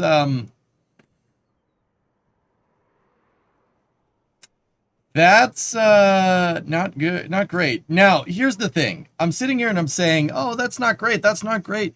Guys, these were not things that like, oh, they put it through reentry and oh man, it came through with a hole in it. I mean, that is impressive. I want to point out that these are induced failures. See all the holes right there? They're induced failures, okay? SpaceX, when they went to launch this thing, purposefully was taking tiles off. They did that on purpose. I don't think so, man. Those tiles are off on purpose. Space and Rocket Review, dude. Let me see if I can find a picture from SpaceX.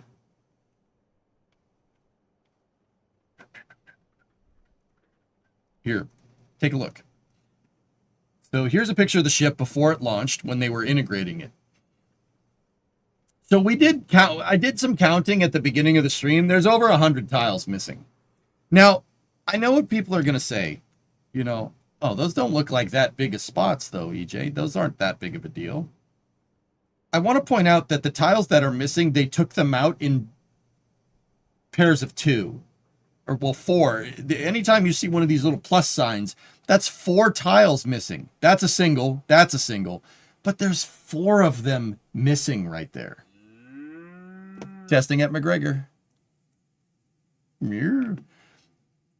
And I noticed that there were more missing on the port side of the starboard side of the vehicle than there were on the port side.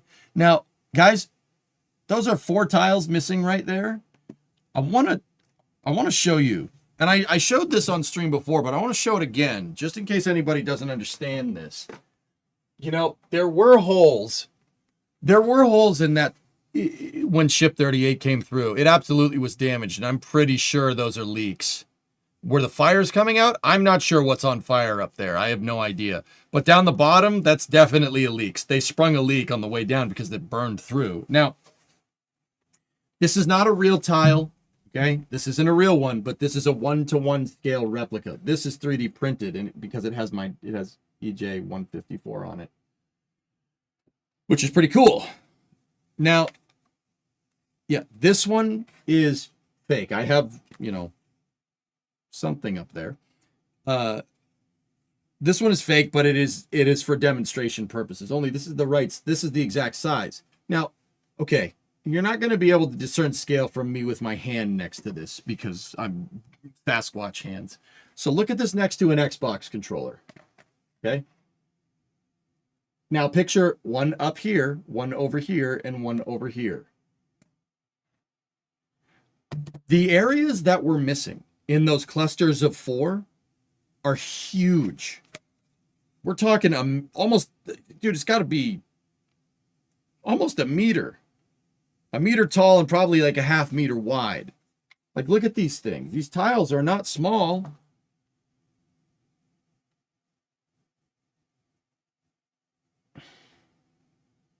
Could you fit a person? I don't know. So there was another tile here, another tile here, and another tile here. These things are, this is wide. That's a huge, huge hole.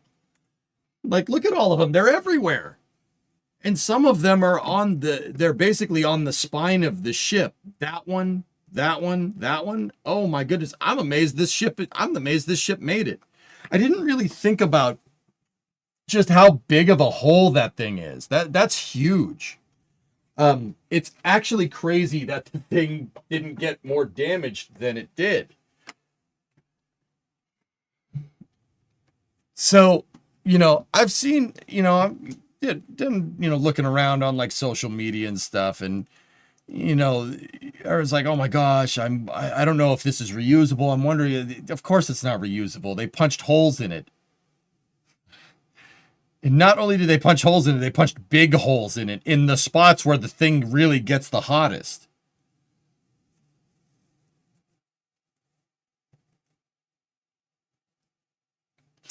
Go back to the drone landing footage 5 seconds before splashdown.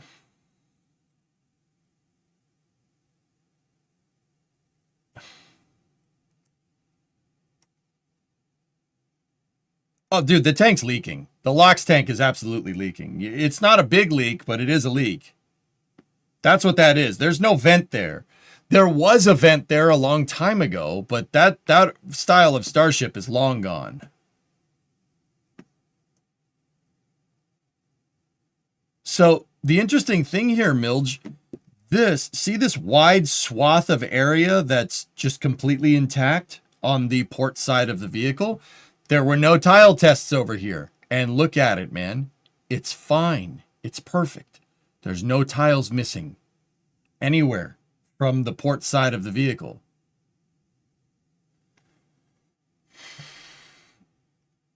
The only areas where you have really bad burn through and where the thing sprung a leak is areas where they were doing tile experiments. It still has enough pressure to stay rigid during the flip, which is crazy. I mean, basically, like I said, guys, I think this is kind of the upper echelon of how many tiles you could get away with losing. Not that I think SpaceX wants to do that, but yeah, we counted about 100 and change. That's a lot. That is a lot. Now, comparatively for the space shuttle, like, space shuttle could probably lose like 3 or 4, maybe like 2 to 3. You lose any more than that, you're not having a good day. And I would like to add that, like, the space shuttle, I don't like to talk about STS-107 statistically because 7 people died, and that's unacceptable. NASA, I'm looking at you. The Columbia had a 16-inch wide hole in the reinforced carbon on the leading edge on the left wing. So it's a hole about this big. That's a hole about the size of a tile, give or take. It's a little bit bigger. Yeah, a piece of foam came off the external tank on the way up and punched a hole in it. Not cool. We ended up losing 7 souls in February 1st, 2003, which kind of sucks. But it is what it is. That's all it took to lose the shuttle completely. A hole about this big. The holes that were induced on Starship there, keep in mind they weren't holes, they were just places where there was no tile, were this big and this tall. And there was like 20 of them. Crazy, right? It's a testament to the design. That thing is a tank. It's got fuel and oxidizer tanks in it. I understand that. But that thing absolutely tanks the heat, no problem. You can get away with a catastrophic amount of tiles being lost, and it clearly is not that big of a deal. It'll come back down. Do you think they'll remove some for V3? I think this is fine, dude. It's a tank. All the tanks are leaking. I know.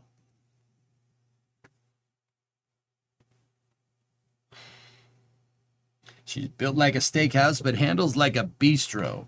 So the point that I'm trying to get at with this, people are saying like, "Oh, I'll be worried about the reuse. I'll be worried about the reuse." Dude, they're not going to launch it with a bunch of holes in the heat shield. Like, I really think that once the Block 3 ship gets up and running, I don't think they're going to do any more tile experiments, right? I really don't. I don't think they're doing tile experiments no more. I think the crunch wrap tile that Dan was talking about in the SpaceX cast on Monday is exactly what they're looking for. The vast majority of these tiles, especially in areas where there weren't tile experiments, worked excellent. Like, perfect.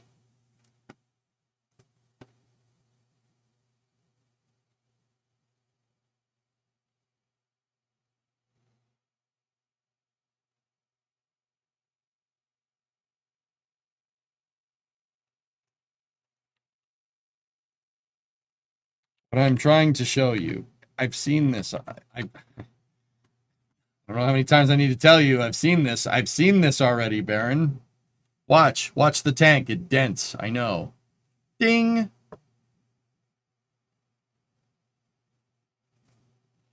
Yeah. Stainless steel, when it gets introduced to heat, starts waving like that. You start to introduce too much heat to stainless, it'll start to get wavy and bendy like that. They lost main tank pressure during flight.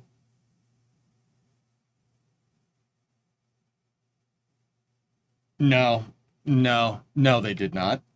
There's no way. If they lost tank pressure, they wouldn't have been able to relight the engines, man.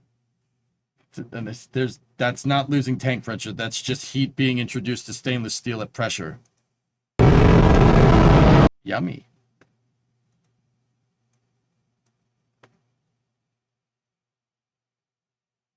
They used the header tank to land. What is that connected to?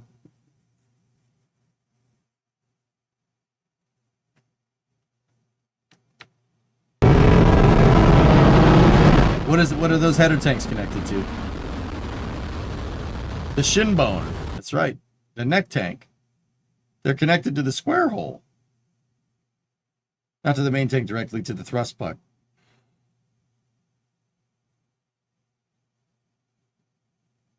Header tanks connect directly to the engines. Hey, Dutch guy, what's up?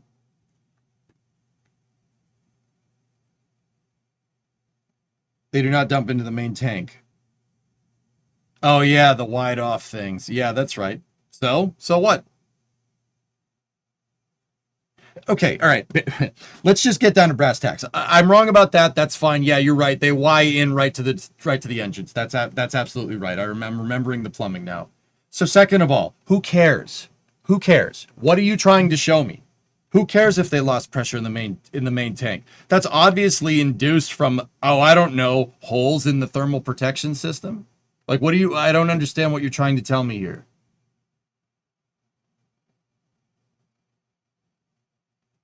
Other than you know more off the cuff about Raptor, about how the Starship plumbing works. Like, what are you trying to tell me? I'm confused.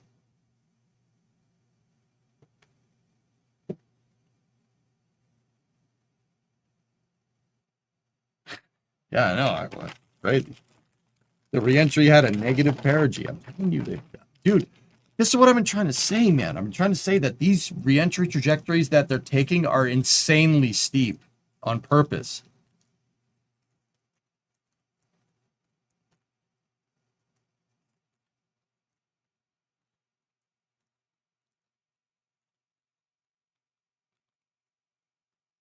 Trying to show you that the pressure control loop inside Starship is actively compensating for the lost pressure to maintain structural integrity.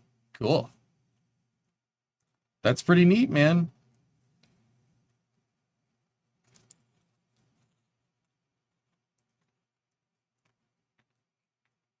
Say that next time.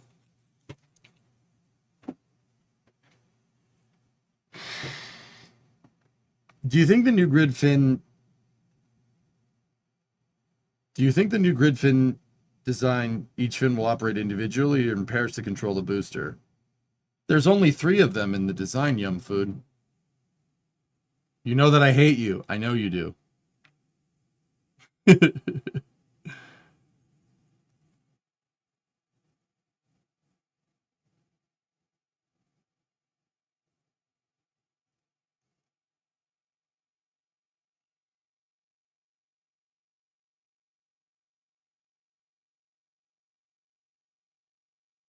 Yeah, Logan.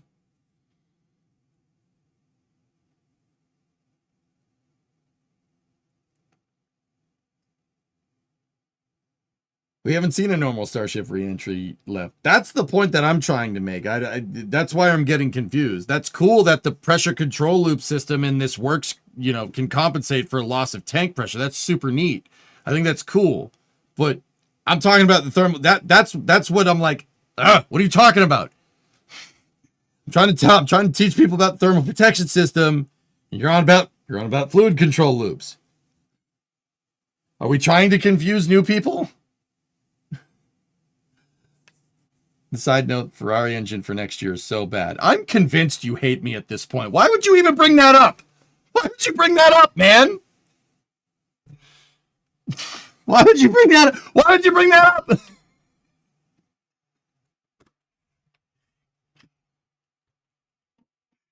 I hate you. You're gonna bring that up, man? Damn. Every day, Dutch guy. Every day, dude. I told you I hate you. No, that's cool, man. That's cool. The control systems compensate. I mean, dude, it's a monster. This thing is so freaking cool. I'm sorry. It's so damn cool. Someone pissing in your Cheerios? Van, let's not even beat around the bush here. Chad pisses in my Cheerios every damn day. And I have to sit here and I have to eat this nonsense every day. That got weird, didn't it?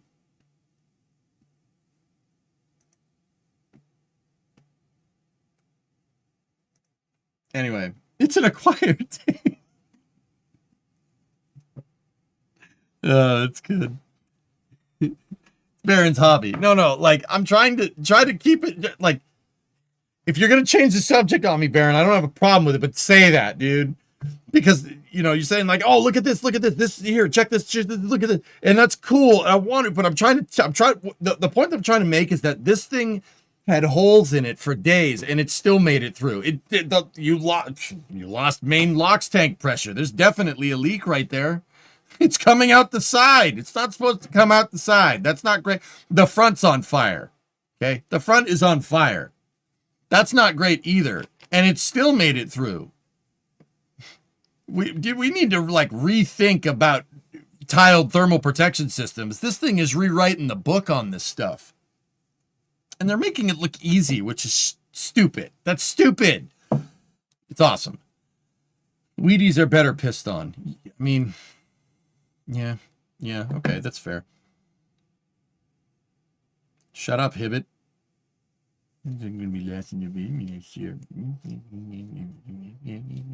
Dude, we have Roman Anthony, you lose every day of the week. Every day. And Marcelo Mayer, you'd lose. Don't even pretend like, but we got Aaron Judge. No. Okay, yeah. It's super freaking hard to code that, man. I'm speaking a lot from personal experience. Oh, dude, there's no doubt in my mind. You need to take into effect a lot of stuff from the sensor refresh rate to what you're using to compensate with either helium or CO2. I mean, helium they don't have. I don't think they have CO2 on there either. Well, the fire suppression system, so they do in the attic. So yeah, they're using CO2. That would make sense.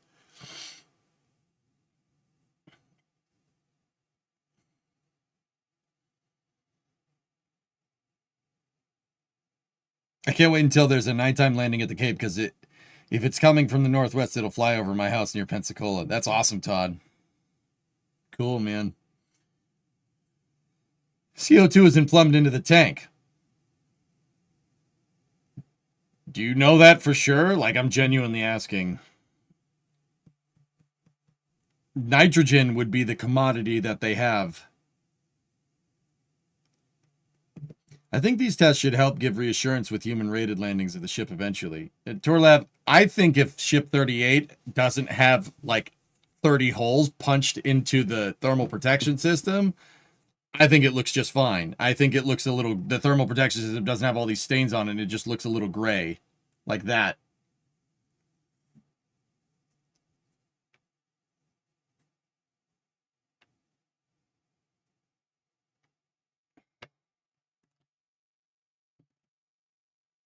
I'm kind of scared of Raptor 3. Why?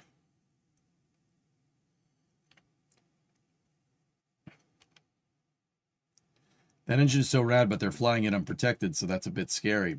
Raptor 3, dude. Raptor 3's... okay. How do I say this? Raptor 3's fluid management system is quite actually black magic. It is a perfect synthesis of mechanical engineering and fluid engineering. It is like, it's ridiculous. So guys, you guys have, everybody knows, if you've seen a Raptor 3, it's very, very simple looking. It doesn't look very complicated, but simultaneously it doesn't look complicated, and it's the most complicated rocket engine like ever devised. The only thing probably more complicated than a Raptor at this point is a shuttle engine. I want to just point out something that's also extremely simple, right? It doesn't look like it was hard to make. This thing. Yeah, Raptor 3 is like that. But here's the thing. Raptor 3's thermal protection system, the reason why they simplified all the plumbing and the reason why they moved to flanges wasn't just for the internal fluid protection. They incorporated, instead of having an attic, well, not an attic, instead of having a thermal protection system at the bottom of Super Heavy and the aft skirt and the shroud, they just made the shroud into the engines. They're designed for heat management on the outside and on the inside, which is Discovery, go and impressive, to say the least. Hey, Bio, 70, that's like a lot, yeah?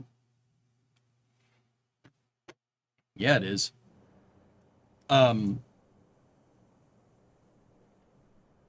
Didn't think I'd see EJ rocking an iPhone, but I kind of figured he'd be an Android man, but I'm not complaining. Yeah, Aurora, everything about me says I should have an Android. I don't care. I can only give a frick about so many things. I can only care about passionately about how, you know, I think it's really funny when the Yankees lose. any other New York team. I would also like to point out, as a matter of factly, Aurora, that a New York team has not won a championship in 5,000 days. That's really funny to me. There's only so many things I can care about. That's one of them. What type of phone I have doesn't. If I can take pictures with it and call and text, I don't really care. Like, that's it. Everything else is superfluous. But yeah, I'm not like a huge phone nerd, to be honest with you.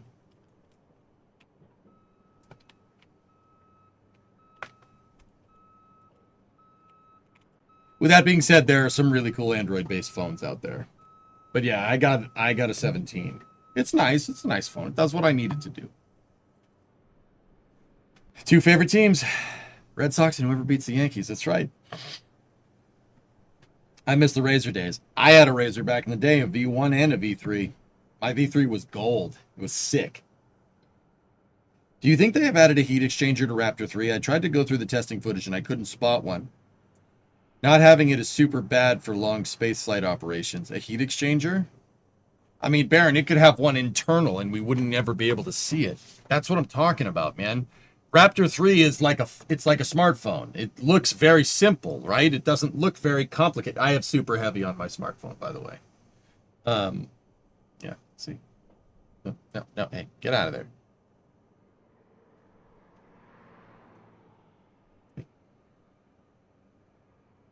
See, super heavy.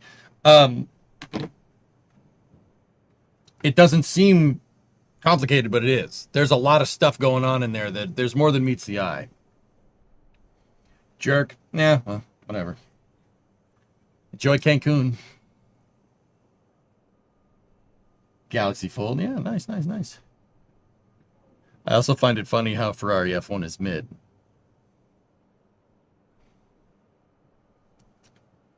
Yeah, they are. Shoreline, as a Yankees fan, I also find this funny. We suck so bad, you just can't get mad at it. Oh, come on, guys. You got 27? You got 27 championships. Be quiet. You'll be fine. Saying that as a freaking Boston fan. How many Boston fans are going to say that? You'll be fine.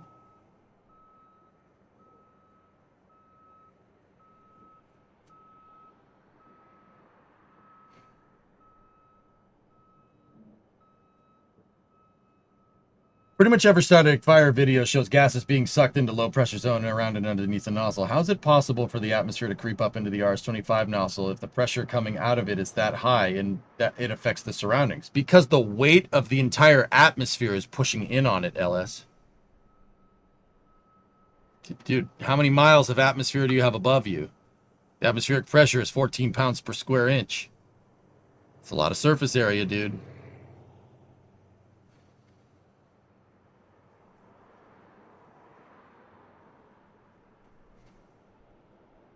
Honestly, I wish SpaceX did an all-up thermal protection system with Flight 11. I think they're going to do that with the next one, Hellfish, personally. What is this, Mutter? What do you got? 1220 to 1240. Okay.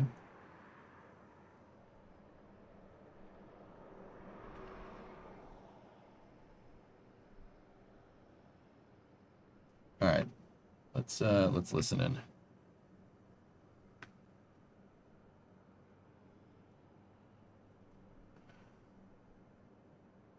We've also kind of reclocked their position on the booster. That aligns them with the catch arms. Yeah, we got it right in the middle there. All right, and then powering it all, Raptor 3. Looks radically different, just straight up radical. Tons of major changes. It's coming in higher thrust, dramatic reduction in parts. Tons of control mechanisms moved inside. Our McGregor teams built some additional... Hear what he said? Baron, there's more than meets the eye here. A lot of it is internal because they made the outside of the engine a thermal protection system. And they did that to be able to eliminate, 5 tons of aero skirt off the bottom of the booster? Oh, this is space. I'm in space. Hey, Bio, was that a 100?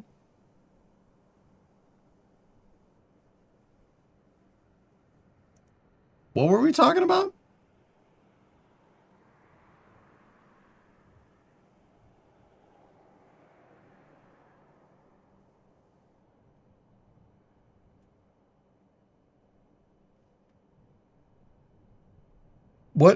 What? Why? Where did that come from? What did I do? Love you, buddy. All right. Bedanked? Bedanked? Thanks, man. Jeepers creepers. Have you ridden Viper? Which toaster is that? Can't see me. Sorry, video time, not tea time. Oh, okay.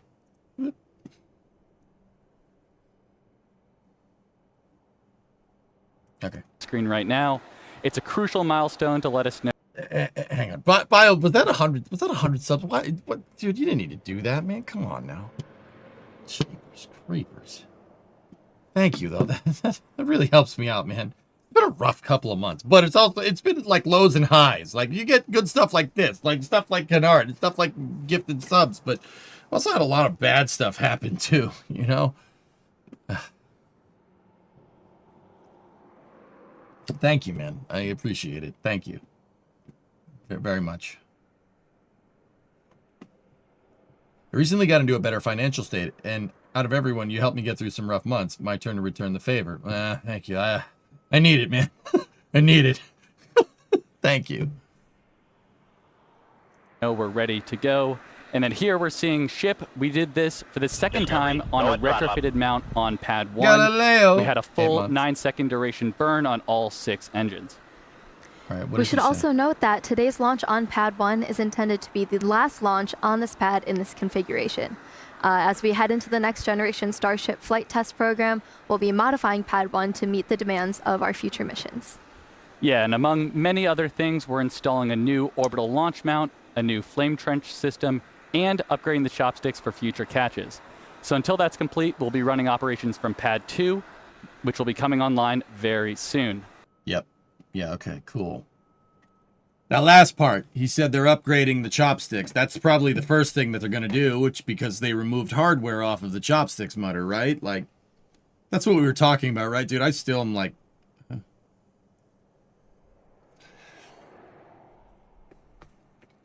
Zach apparently got info on V3 using a helium heat exchanger instead of using pre-burnt propellants for ullage gas, eliminating the icing problem Starship V2 had.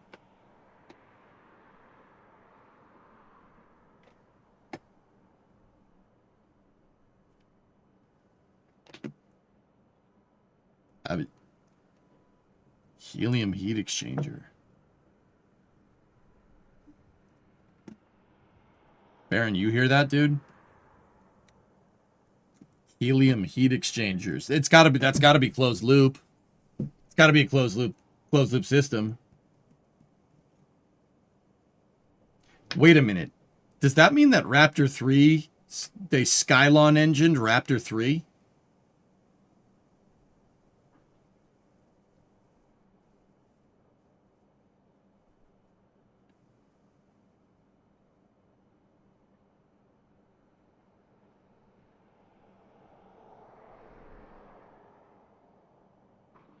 Huh.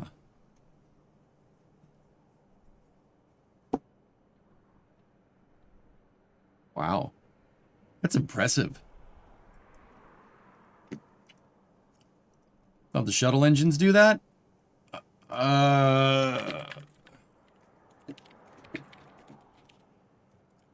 Please hold.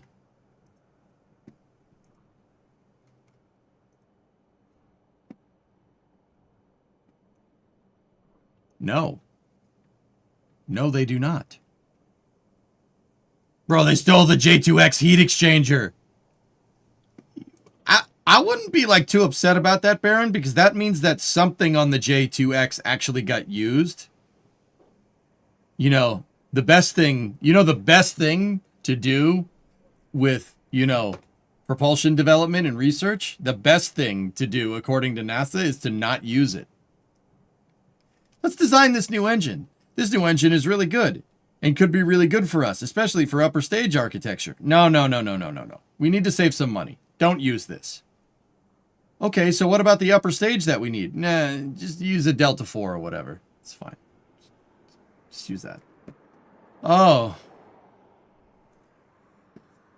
Okay.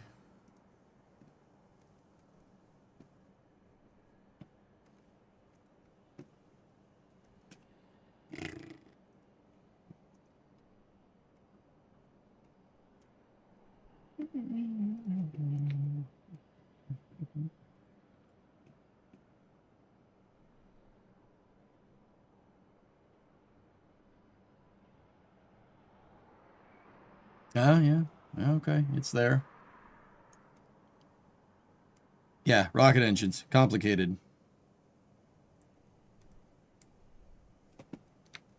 Where is it, though?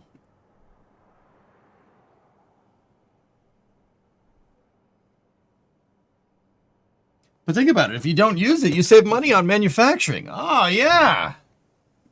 Yeah, YouTube is having some problems, guys. Yeah, we are aware of it, and it's YouTube, so I can't really do anything with that. Anyway.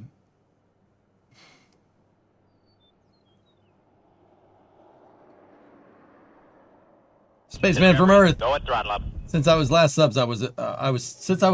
subscribed, I was inspired to go and see a launch at Vandenberg. I think I need to see another now. Yeah, that's how it starts.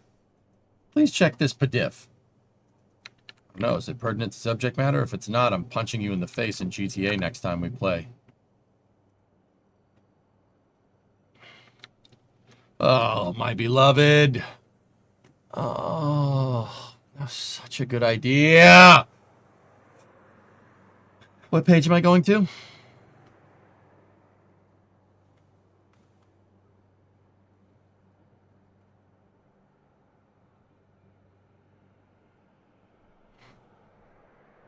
I punch you in the face with your... You punch me in the face with your wallet? Yeah, that's fair.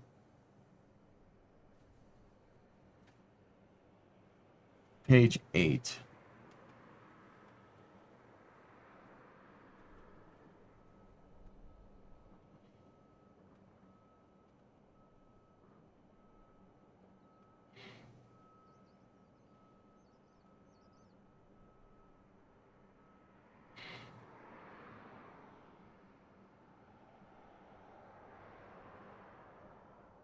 Did you see what happened to Felix's channel for a little bit? Yeah, YouTube, by mistake, banned the What About It YouTube channel, which is, yeah, by mistake. Sure you did.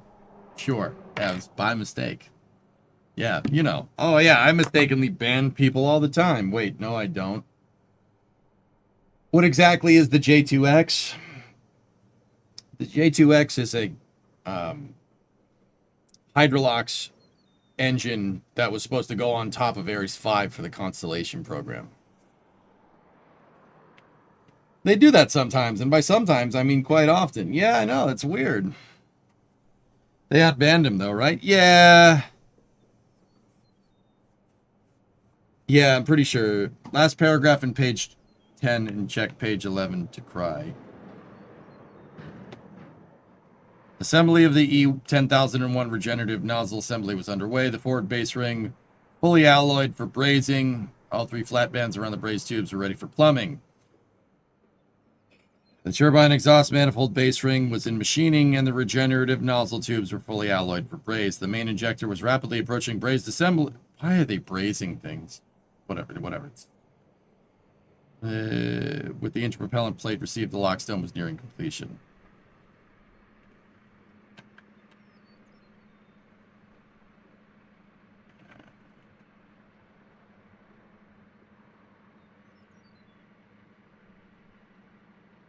This is before printed nozzles. Yeah, that's right. I gotta remember that this is like 2007, 2008. Yeah.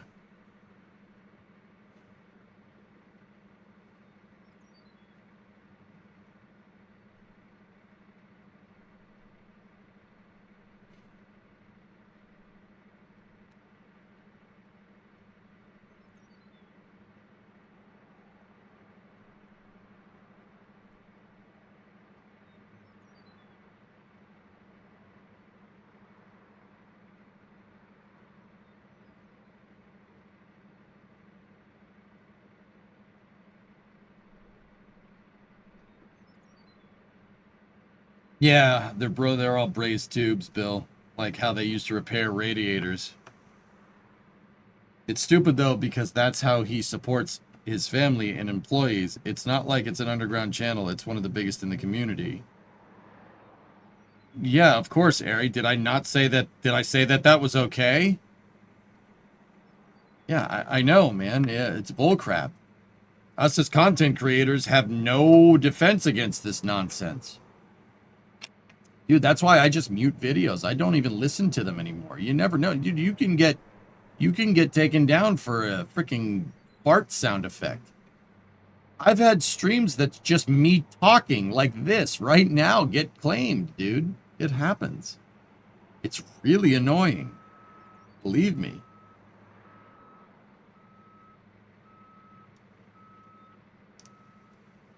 Fun note, the SPS used counterflow exchanger's heated helium pack.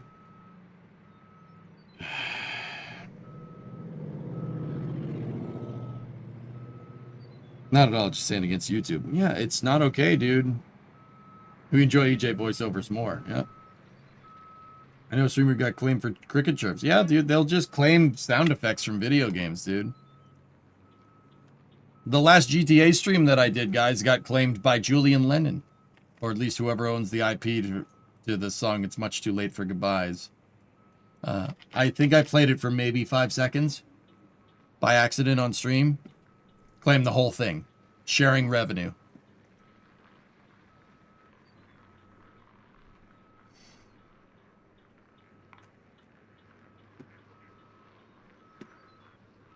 Yeah. Yeah, that's stupid. Stupid. Anyway. You know what the interesting thing is to me, Baron? Look at all of the J2X stuff that was built. This is a flight engine. It's basically ready to go. Like,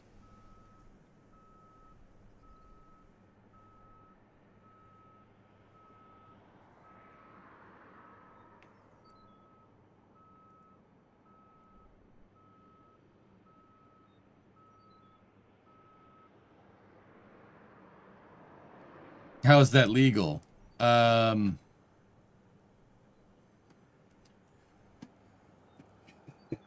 Yeah.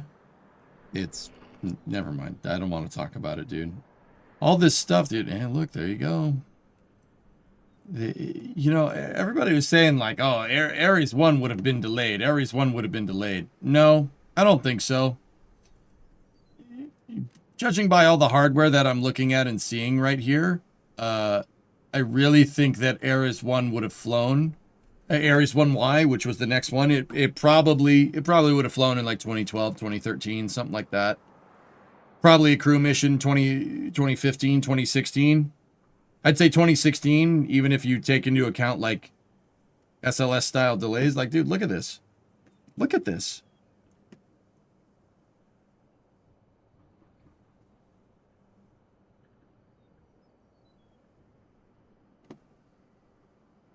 What's a good book to learn about rocket engines? Rocket Propulsion Elements by George Sutton. I want to share those schematics with you if you check the page 3 and 4. Oh. Sorry, I'm looking through this stuff. Oh. Hello.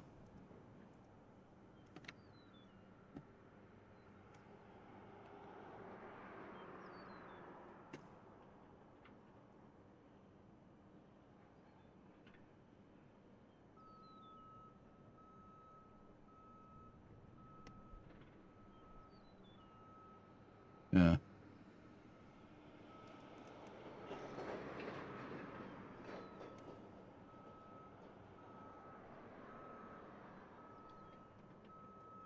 Interesting control valve scheme.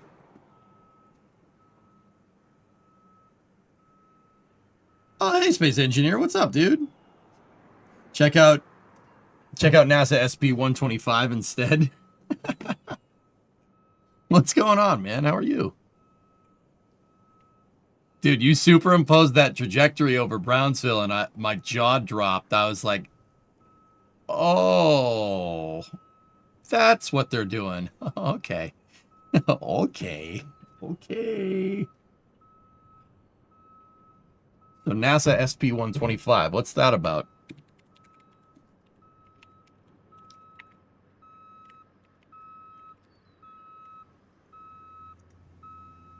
Okay, Starbase Live is just beeping.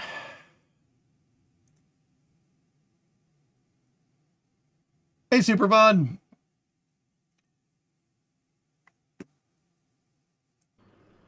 I don't know about Wings Wednesday for right now, dude, but maybe in the future. YouTube is back. All right. Did you see the Lever 13K they're laying down at 39? Yeah, of course, man.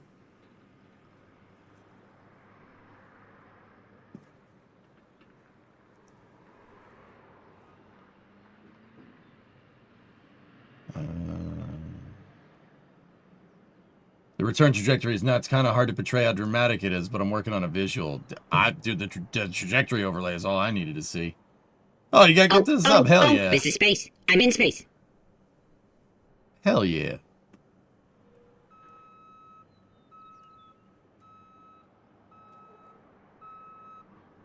This is Dieter Heusel and David Huang. This is SB-125.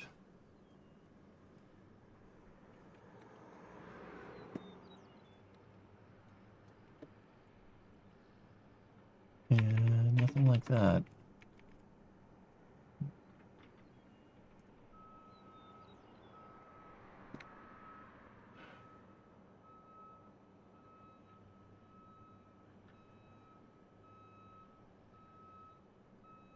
Oh, dude, this book. Hold on. Bro, I keep this on my desk. I have this book on my desk. This is the freaking Bible for propulsion, man. I love this book. This thing is great. Yeah, you want to know how us nerds, all the STEM educators out here, how we do this? We read stuff like this, man. Dude, oh, I got all kinds of good stuff on the shelf over there, man. I got all kinds of good stuff on my bookshelf. Yeah, you never know what you're going to learn, dude. This is an excellent book. I also have... Here, I have this Bad Melon Farmer on my desk. Hard copy. Well, paperback, but, you know, whatever. What else we got over here? Hold on. What else we got? I got plenty of good stuff over here.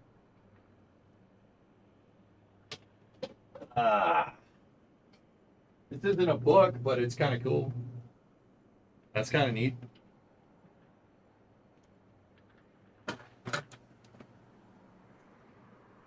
What your boy got? Fundamentals of Aerodynamics, Rocket Ranch, Science of Pre-Flight Aeronautics for high schoolers. There we go. Ooh, this one's good. Aqualex, have you seen this one? Have you seen this book before?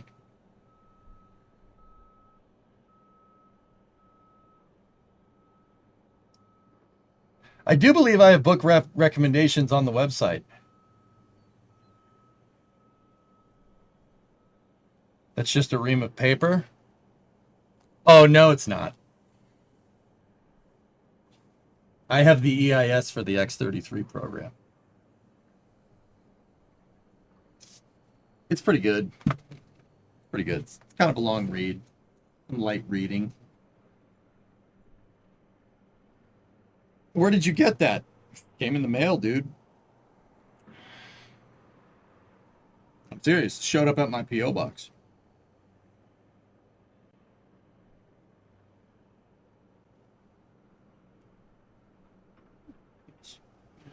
Very nice. Any pictures? Yeah, there's some. It's mostly about areas affected. It's just an EIS, like starships, just a bunch of top downs of like sound and stuff like that. And where the thing was, the X-33 was supposed to do suborbital test flights, and it was supposed to land. It was supposed to land at the Dugway Proving Grounds. It was going to launch from Edwards and land at Dugway, so they could test the thermal protection system. Yeah. There's more books over there. Was Tori Bruno involved in the X-33? Yes, he worked on it. Mm-hmm. But yeah, this book rules. You guys want to learn about rockets? This one, Modern Engineering for Design of Liquid Propellant Rocket Engines, Dieter Heusel and David Huang. This book fricks hard if you like rockets. It's really good.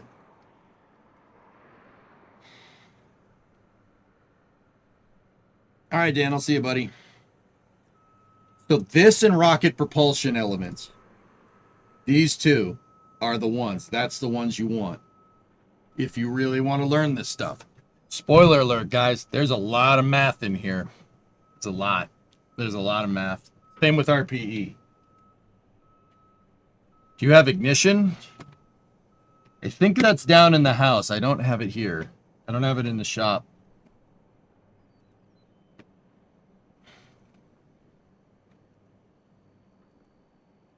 Wang! Pay attention. I was distracted by the enormous flying willy. Anyway. Let's see. What else do we got? Oh, yeah. SpaceX posted this today.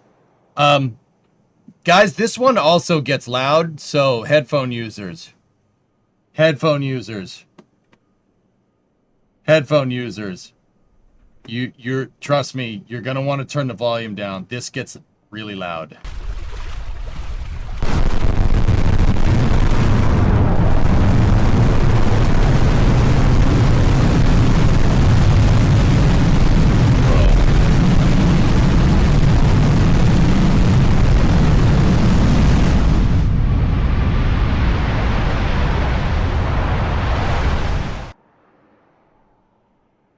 That fade to black is unacceptable.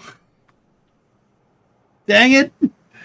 The fade to black is unacceptable, SpaceX. Come on. Dan, why? Where was the kaboom? There was supposed to be an earth-shattering kaboom. Oh, man. Wait, we can still kind of see it faded out in the video. Hold up.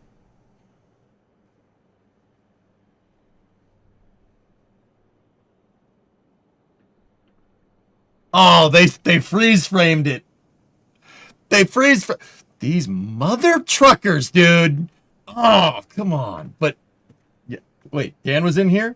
No, Dan wasn't in here. No, Dan wasn't. I don't think unless he is out there, in which case hold on.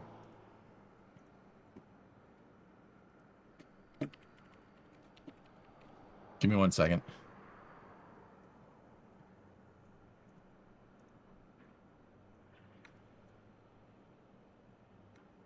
Unless Dan is out there. And if he is out there, well, here, this is all I have to say for show.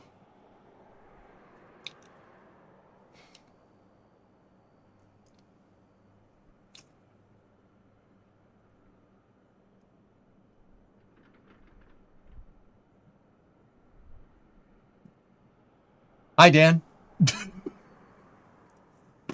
Just kidding, man. You're awesome. Anyway. What were we talking about? Sorry. Yeah, the super heavy booster came down and it did that it did a 5-engine landing burn. So we're not gonna have the sound on this time. Turn that sound down just in case. So it went 13 engines, guys, down to 5. If you see, the 3 center are lit, and then there's 2 on either side. This is a prototype of Block 3 booster, a Block 3 booster landing trajectory, as far as I can tell. I'm pretty sure that's what Dan said on the cast. And then they went from 5 engines down to 3. What I wasn't expecting, and it had to have been on purpose. They shut down the outer 2, and Super Heavy just kind of sat there. It just kind of sat there with 3 engines just kind of hovering, which is, I will say this, that is insanely stable for something that big. Oh, yeah. Also, there was a shot looking up the business end of Super Heavy during the cast, and the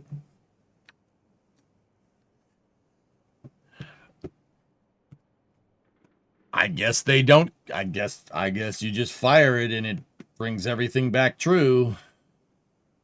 Yeah, it's just standing there menacingly. Yeah, some of those nozzles got bent somehow. Not too bad, but they did. And when they fired it, it just kind of boinked back into position, I guess. I mean, the flight seemed okay to me. It seemed fine. I mean, I can't speak to the copper cooling channels inside of this thing, but, you know, it's probably fine.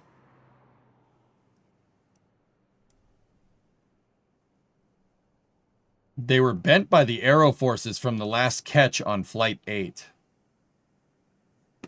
Huh.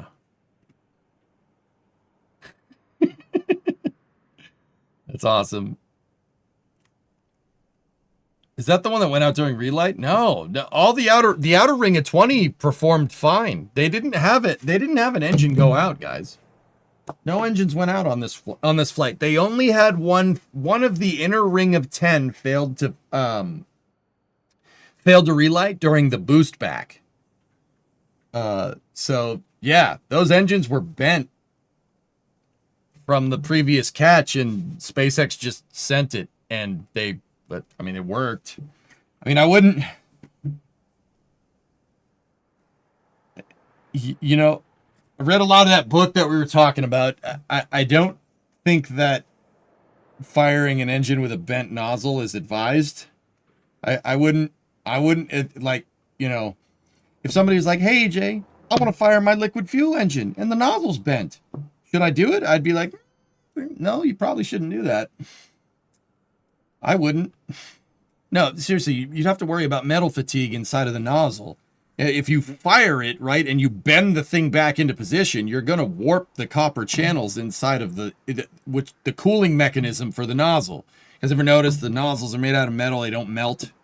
It's because propellant's flowing through them. There's little milled copper channels in it. That's also the other reason why Raptors, when they decide to not work correctly, they burn green. Because it's the liner inside of the engine being used as an ablative heat sink. Oops. Copper burns green. So yeah, those cooling channels they're not delicate, but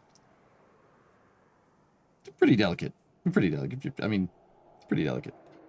Yeah, probably don't want to do that again. Just putting it out there. You probably don't want to do that. Would Raptor 3 likely have a shelf life for the number of flights they can do?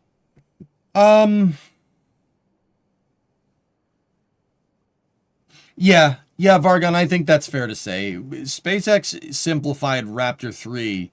You know, we talked about fluid management and thermal protection systems for fluid management and thermal protection system reasons.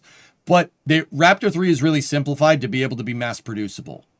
That's the real big one. Flanges, bolts, bolting flanges together, that stuff takes time. Welding, you only need to do it once. Now, if you're welding all the plumbing together, obviously that's going to take a little bit longer because you're welding everything together than a guy with a freaking ratchet going, right? But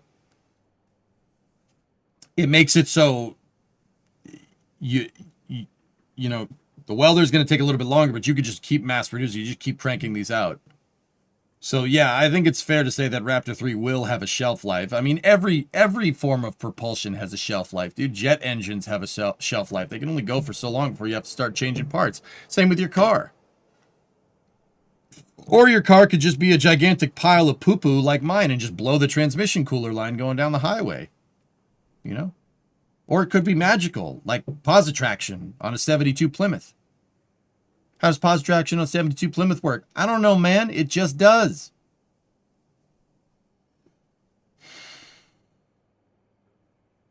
Yeah, exactly, Agwalex. Every form of propulsion has a shelf life, dude. So yeah, I would say Bargon, yeah, absolutely. Now, what the shelf life for a Raptor 3 is? Well, I don't know, man. I mean, let's think about it. Raptor 3 is also designed to be swapped out really quickly, right? So I would say that SpaceX is projected, like,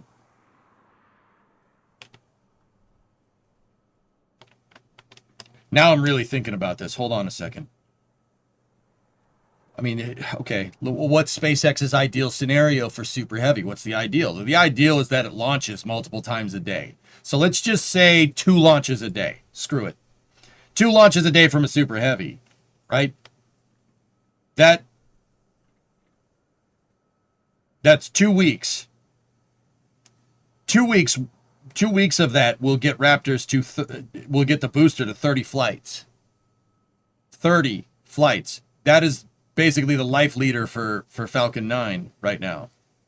What is it, 1067? That's the life leader. That would happen in 2 weeks if you're flying 2 times a day with a Super Heavy.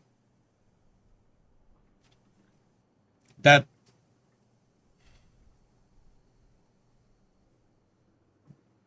Anything else, right? So after 1 week of flying 2 times a day, you're at 14. Right after 2 weeks, you're at 28, which is basically, yeah. I had to guess probably 2 years.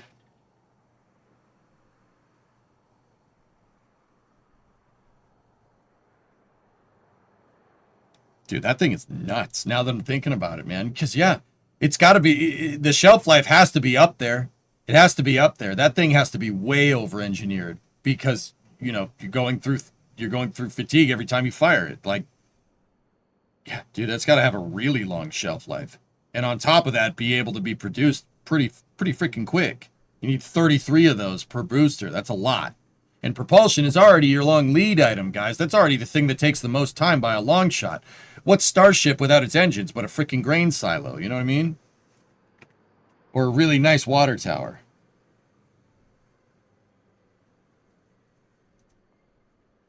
Hmm. 1,000 thermal protection system tiles a day in the broadcast seems like rapid replacement is being built in. Correct. Economies of scale works, guys. You have to figure out the point between where it's worth refurbishing one lightly versus just producing a new one as far as shelf life, shorter if it's flown. Well, yeah, MCRs, dude, like, that's the thing.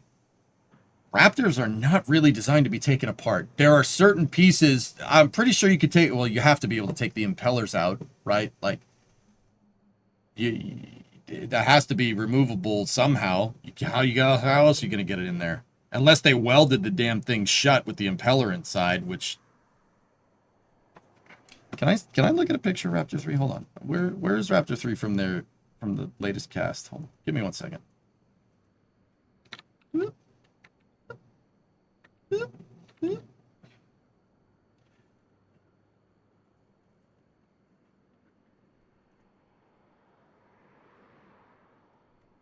I'm just getting the playback for the cast, guys. Give me 1 second.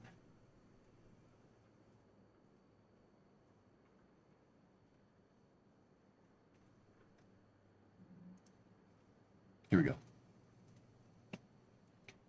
What are they talking about, Raptor? Give me one.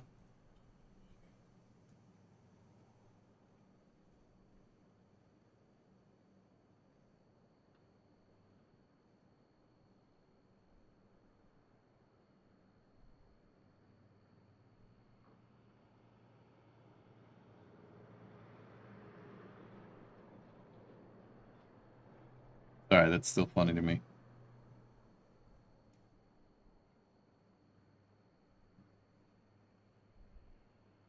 It's right here. So until that's complete, we'll be running operations from Pad 2, which will be coming online very soon.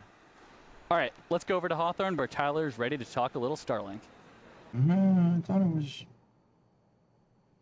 Maybe it was T-minus 12 minutes. It's probably over here. All right, that's what I'm looking for. Let me see.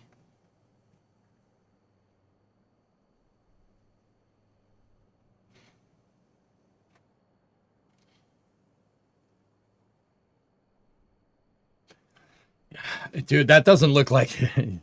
That's what I'm saying. Like, this thing doesn't look like it's able to be easily taken apart. I'm pretty sure that Raptor engines are designed to be manufactured quickly and not necessarily serviced quickly.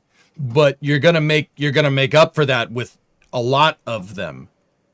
They're gonna be warehouses of these things that if you need to swap out an engine, you know. Dude, that thing's nuts, dude. That's ridiculous. I mean, keep in mind, guys, this is still a developmental engine. There's still developmental instrumentation on it. That's what all these other wires and all this other crap is. Yeah, we got it right in the middle there. All right, and then powering it all, Raptor 3. Looks radically different, just straight up radical. Tons of major changes. It's coming in higher thrust, dramatic reduction in parts. Tons of control mechanisms moved inside. Our McGregor teams built some additional stands like this one, which essentially is the bottom of a super heavy booster. Lets us do gimbal or steering tests. So that's been really exciting to see. We've also been getting vacuum versions of Raptor 3 into test. The first flight engines are already in production and are about to start acceptance testing for Flight 12. So a lot of exciting changes coming, and we're getting ready to mass produce everything, including one of the really key contributors to that rapid reusability, the heat shield tiles. Let's jump over to Tyler real quick in Hawthorne, who's got a really cool look at what's happening with tiles in Florida. The gimbal thing, guys, was sped up. It was sped up. I'm pretty sure. The original post has the highest resolution view. Third photo. Absolutely agreed on what you're saying. Yeah. Yeah, let's see. Thank you.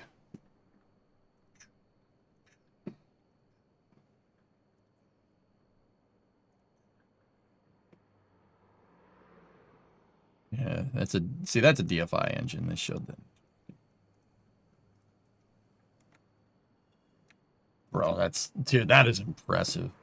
Yeah, okay, so look. So Space Engine, you see right here? See this whatever this flange is right here, and whatever's going on in this area here, I'd assume it's some inlet or something. See the bolts up there? This thing can split in half like an egg, and that's how you get the impellers out. And that's about it. But yeah, there's gonna be downtime taking this whole damn thing apart. You're not taking this apart down here. If anything down here breaks, throw it away. It's all welded. Everything's welded together. You're not taking that apart.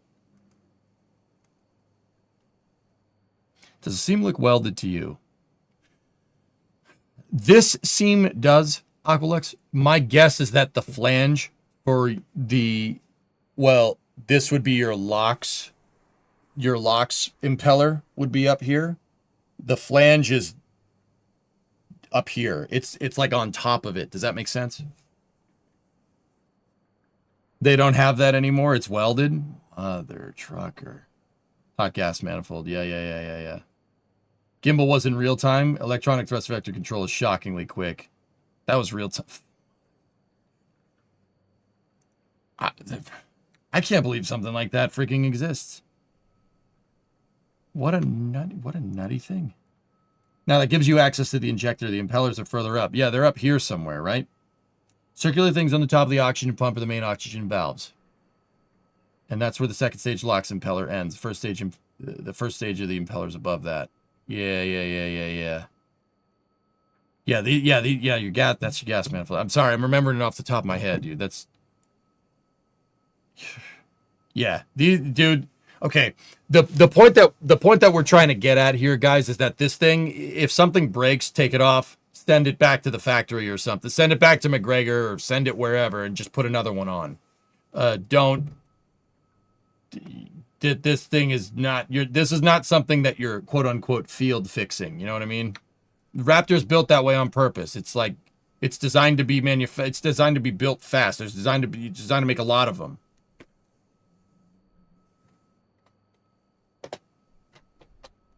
Don't go chasing waterfalls. But yeah, I mean, you know, we're just thinking about the flight rate. Like you thinking about multiple times a day, dude. I mean, that's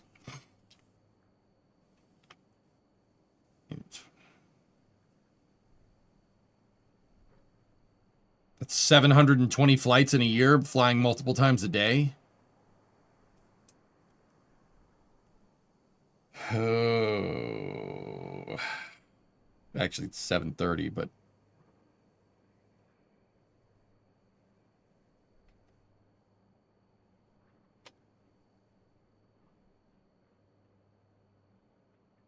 That's ridiculous, dude. That's ridiculous. I mean, guys, that's where you want to fly multiple times a day, and that's just saying 2 times a day, right? 730 flights a year. I would. Okay, armchair engineer EJ over here would design that thing to be fired 1,000 times, no problem. Like 1,000 times, no issues. Because that would be good enough. If something burps, something goes wrong, swap another one out. But 1,000, yeah, that's where I'd be aiming, somewhere around there. I mean, you do a similar thing with jet engines. You could do a bit of field maintenance, but if it's broken, then you take it off and replace it with another. Dude, airline-like operations, Sawyer, that's what they're doing. That, like, people think, there's other companies, there's other rocket launch companies, dudes, that, they're like, oh, we want to achieve airline-like operations. And that might be like, having a 5-digit serial number on their rocket stage or something, or, some other nonsense gimmick, right?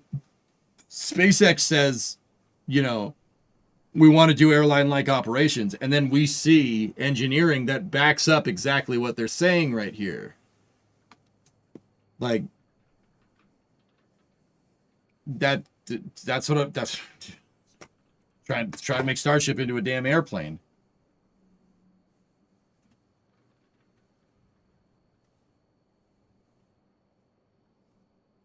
Yeah, Flykin, of course. Yeah, Space Engineer, you're quite popular in here, by the way. I may or may not have shared some of your posts on X on here over, over the course of it. You're quite the popular one in here, my friend. People know you.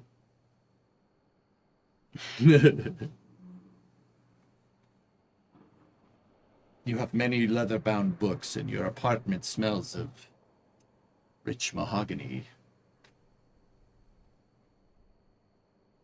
Main difference is the supplier owns the engines, because airliners don't own the engines. They rent them.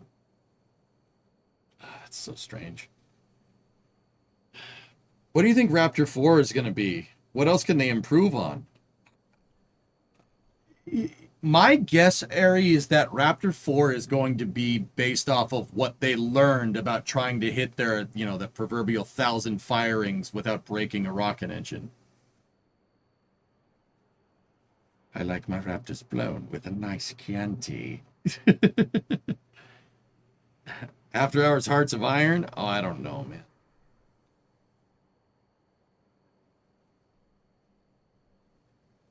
Been meaning to hang around here more often. It's fun to listen to y'all in the background. Yeah. Try to get into, not a deep dive every day, but try to get into some technical details here. Known to party from time to time. Do we have an estimate of time before the first flight of V3? Oh, this is a hot button one, Brandon. The McGregor Raptor test table will get full like that one time. Yeah, maybe. Yeah.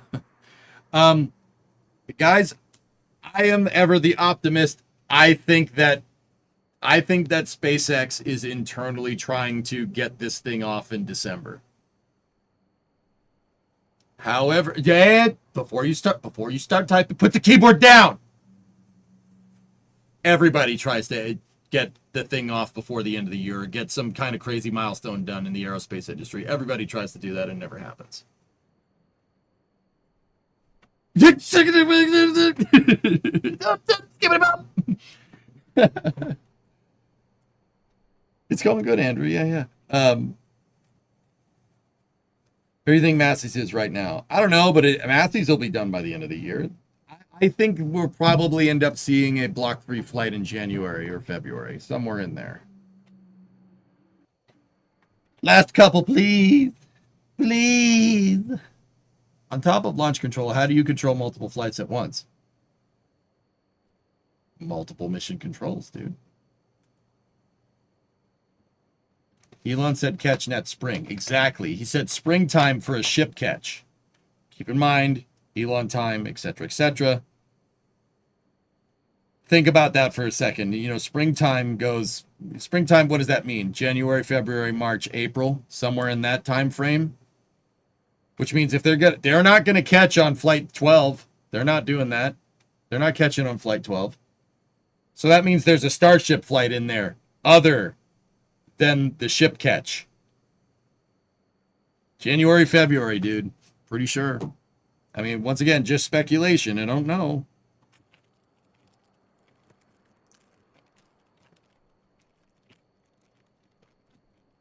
There are voices in your head that tell you to stare at clouds for 4 hours. Nice.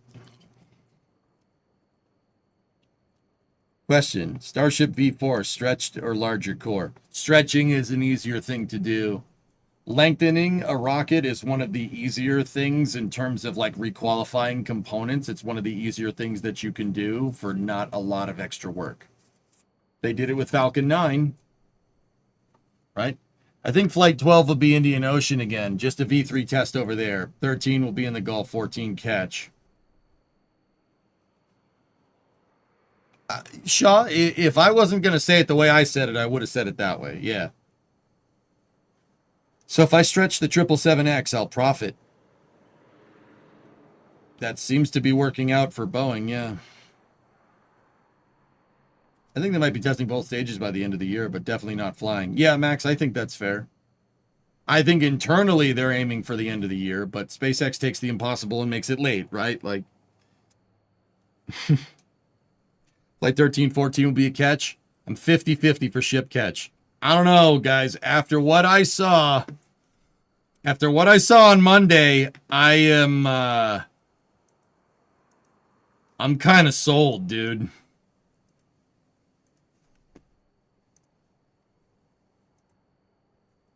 After what I saw on Monday, I'm sold, man. Like, I get it. There's parts flying off. There's holes in the TPS. Your LOX tank is leaking. There's a fire on the top of the vehicle. All that is induced from not putting tiles on.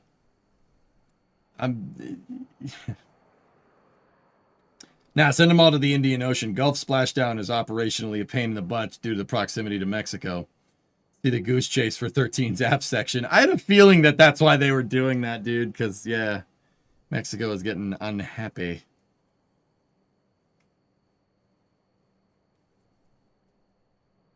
So, you think they'll go right for catch? Because, dude, there's no way the next flight's going to go for a catch. No way. That's an Indian Ocean job all day, right? After that, though, maybe.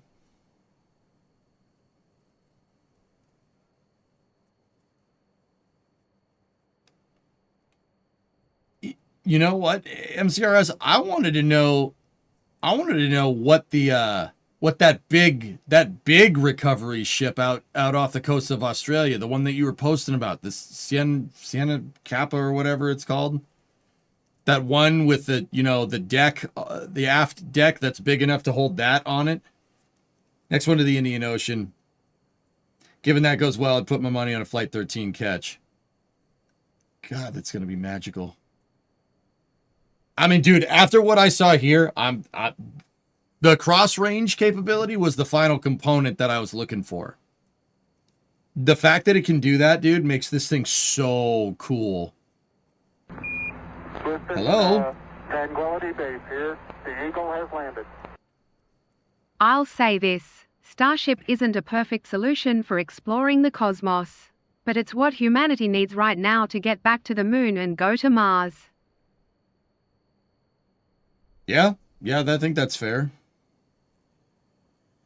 Do you think there will be the same setbacks like the V2 first flights? No, Brandon, judging off what I saw here, I think SpaceX is going to go a little hard on the testing with the V3 stuff.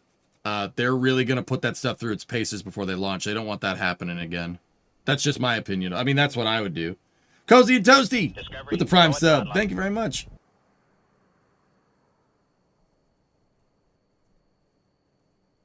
Yeah, it's pretty impressive, Flykin, right? Elon tweeted that they want 2 good flights before the catch. Interesting. 2 good flights of what? Block 2? Block 3? What do we think? It's spoiled. What about the ship catch attempt on Tower 1? I think that's Falcons. I think that's what's going to happen. You will not convince me otherwise. Only Elon saying no, we're not doing that is going to convince me otherwise. The first Block 3 ship that they go to catch, they're going to catch it. They're going to redo the chopsticks on the first tower. They're going to redo them to make them stubby like the ones on the second pad. And they're going to refit it to catch a ship, and that's what's going to catch a ship. Because if it falls and blows up, who cares? You're replacing that anyway. Playing with house money. There's a lot of assumptions that the new booster will just work perfectly right away. Best case, first 2 land in the water to prove itself. Yeah. I would say that Flight 12 is probably going to be Indian Ocean with a Block 3 ship and a booster landing, doing that same 13 to 5 to 3 landing out in the Gulf. Basically, the first Block 3 flight is going to be an exact copy of this. After that, though, woo! It's going to get hot. The CM Thema, yeah, absolutely huge. Not sure why they opted to use it over the other usual vessels. I think this one may be more of a time optimization to get the ship all the way back to Brownsville after it's been towed to Australia. That vessel has the capability to carry it all the way across the Pacific. And that's been the one missing link the whole year. I've been tracking the vessels in Australia. I've been following your tracking of the vessels in Australia, dude. So, what do you think, Space Engineer? Do you think they got the aft section of this bad boy? Because we know the front got blown away when it tipped over. I saw it fly off and got removed from the environment. You know what I mean? Is that oxidation? Yes. It's from the tiles that they punched out, Creation. Yeah, stainless steel, when it goes through re-entry, it rusts. Yeah, I know. Weird, right? Oh, the Seabass animation Ordon is fantastic.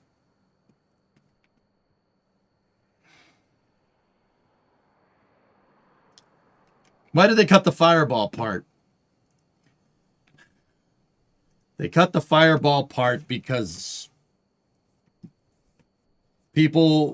journalism outfits that's not like Interstellar Gateway, NSF, Spaceflight Now, Space News, What About It, Every Day, Marcus House, Scott Manley, people that aren't those people commentate about this and say, well, another SpaceX rocket blew up, and that I don't know what that says about SpaceX's future. They might go bankrupt. SpaceX doesn't want people posting that nonsense. Yourself, yeah, right. Now, returning with nothing, they're a couple hours out from return, but they didn't spend long out there. They wouldn't return a ship that was fully intact. Can't tow it anyway. I'm gaslighting myself into thinking V3 won't blow up on tip over. We can all dream. We can all dream, man. I'm still very impressed by the cross-range capability this thing has. It really flies. Admiral, dude, I had no words. That was to see Starship fly like the space shuttle. Like, let's be clear. The space shuttle already flew like garbage.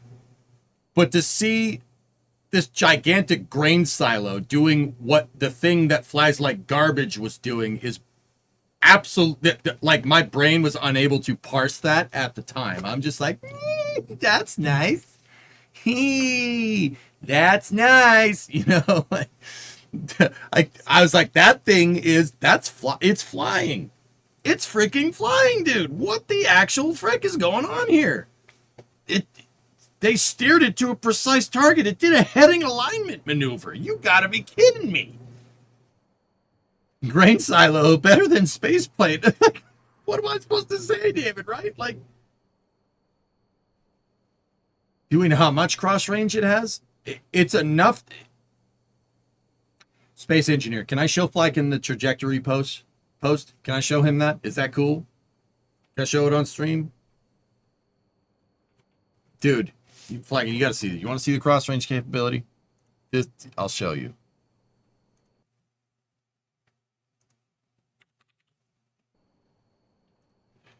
All right, so Space Engineer extrapolated the trajectory that Starship took based off of the webcast, you know, out over the Indian Ocean, how it went around and landed. And then he superimposed that over Brownsville. Over, like, with the endpoint being the pads. Check this out.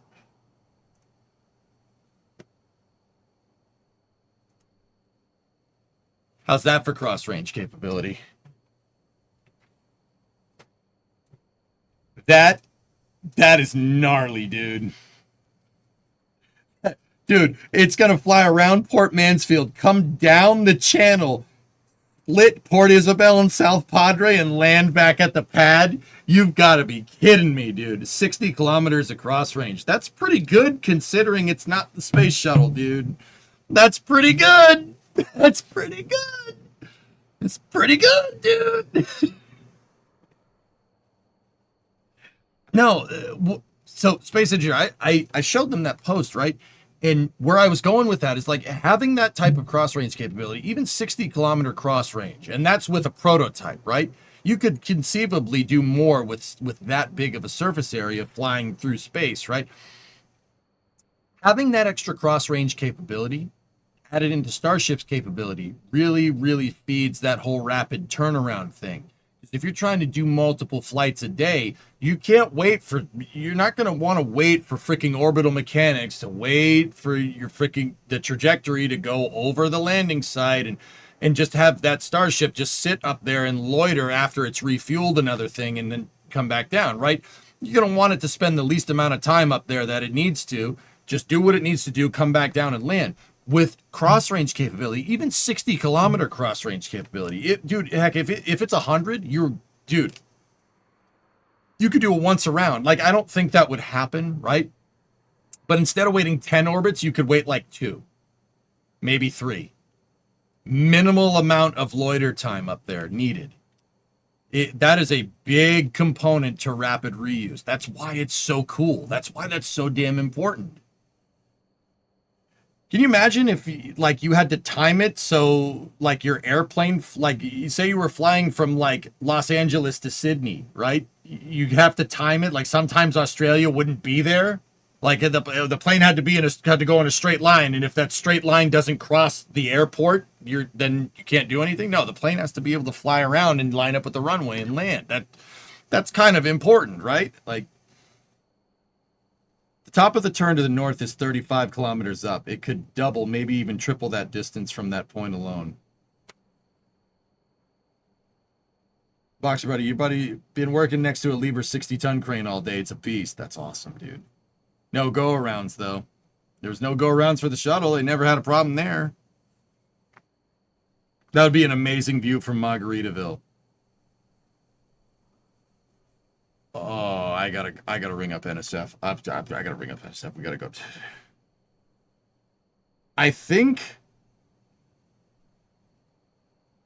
if I saw a Starship fly up from over the horizon around Brownsville and then kind of fly past SPI to get to the pad, and I was watching it from the Margaritaville hotel roof where NSF does the coverage, right, when I'm down there, I think I might crap my pants. Yep. Like, I'm not sure my brain would be able to handle that. I think I'd crap my pants. Like, that just crap my pants. I'd just be like, oh, oops. You know, I gotta go. Still bring diapers. You know, that's a good idea. Nasty. Oh, hey, Duke. How you doing? We weren't talking about pooping our pants in here or something. Thanks for the raid. Hey, where are you going? Dude, come back. It's already put you on the spot, guy, but how's the Margaritaville hotel? Is it clean? It's a nice hotel, Fluffy. Yeah, it's good. It's good. It's not the Plaza, you know. It's not the Plaza in New York, but it's good, man. Margaritaville is cool. Fun time. There's a lot of places to eat, a lot of places to swim, a lot of places to drink. It's great. Anyway, Duke, thanks for the raid, man. How was the stationeersing? I mean, if you're going to poop some pants, they better be your own. Yeah. Yeah. So, Okay, dude, here was our pertinent subject matter. So, if you saw this coming down, not landing, not coming down at you, but coming down like next to you, you saw that? A starship coming back from space? Would there be poopy expletives or poopy pants? I need to know. I must know. I don't know, Fluffy, maybe. MCRs, I've been messing around with some wide-angle views and 360 shots in this environment I've set up with the trajectory. The first-person views of it are genuinely insane. It screams overhead SPI at 15 kilometers at the southernmost point. That's badass, dude.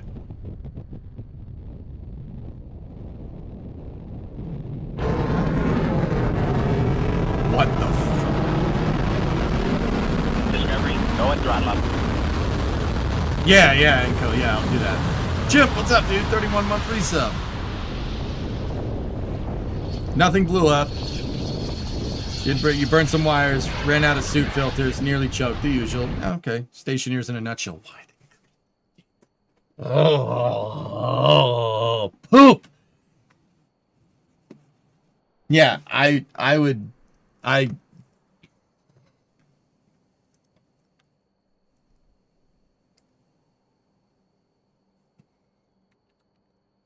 would be fun. That'd be fun to see. Fluffy, give this something to do. This is space. I'm in space. Dude, no way.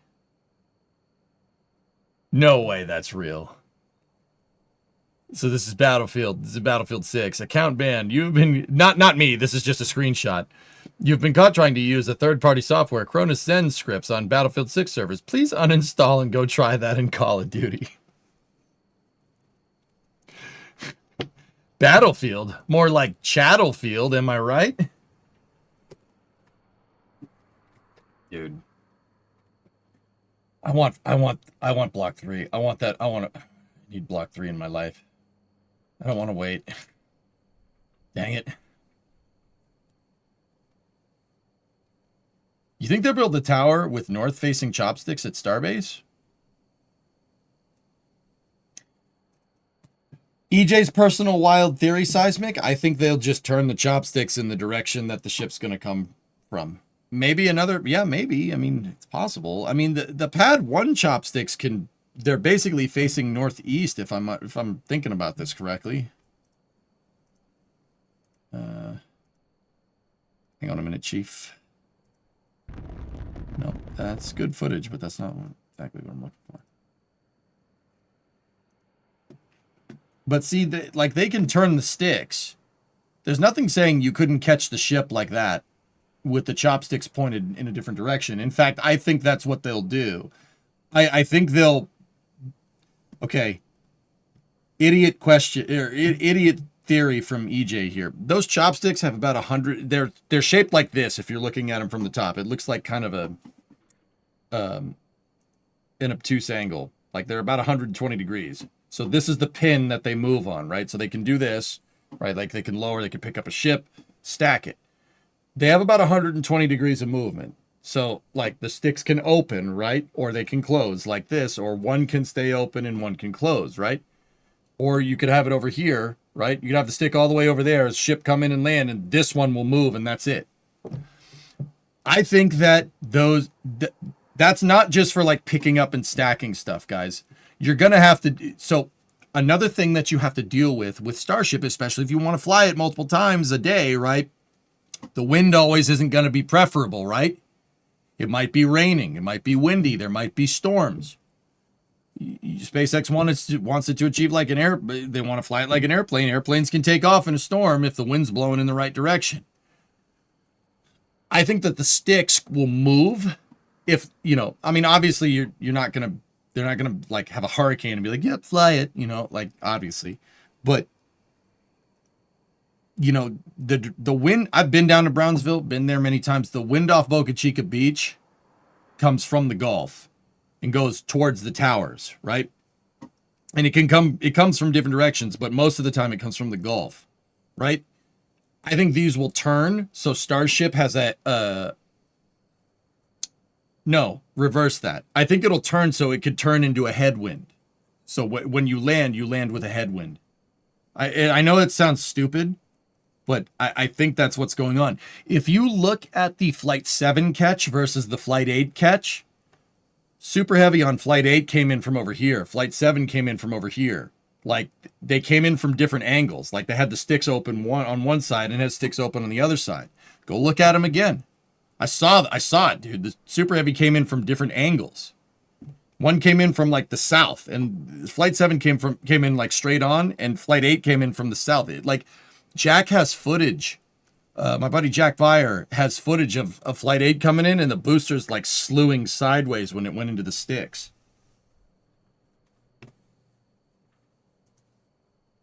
I seriously think they're going to point it out for different headwinds. Oh.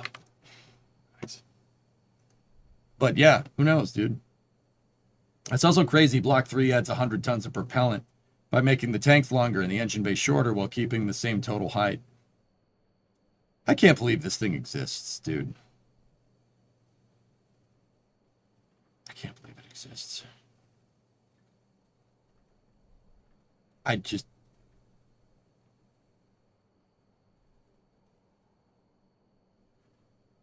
Wow.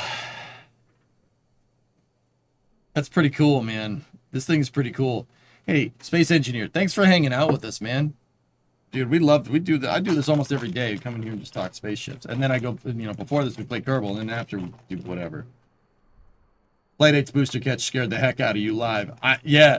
So I was watching it from Margaritaville, so I really didn't see it until Jack showed me his remotes, and I'm like, is that supposed to do that? And then I learned later from people that work at SpaceX that, yeah, they did that on purpose. They had it come in at different angles. They had to, like, slew sideways into the sticks. You got to be kidding me. Still Spartan, 70-month resub. Nice. Who's going to win the World Series?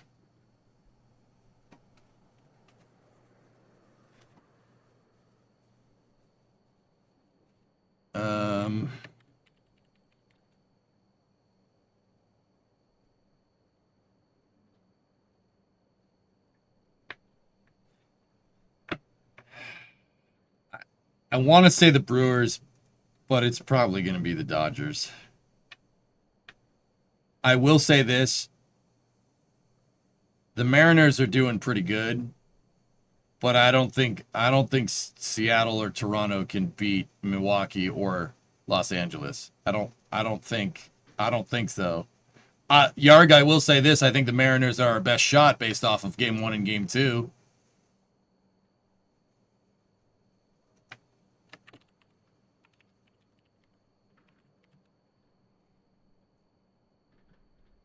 Five to 2, bottom of the third. What happened? I think it's going to be an NL team, and I don't want to say that, but bro, it's the Dodgers. What are you gonna do? What are you gonna do? It's the Dodgers. It's like $400 million payroll. Like, what are you gonna do?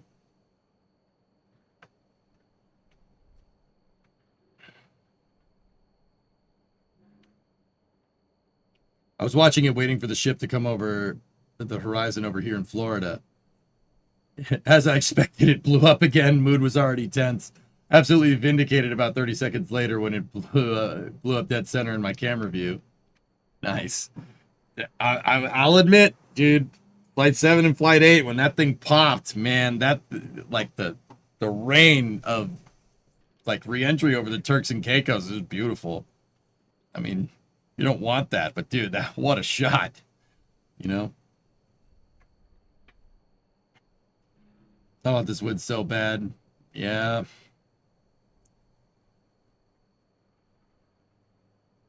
It was very pretty. I mean, not ideal, but very pretty.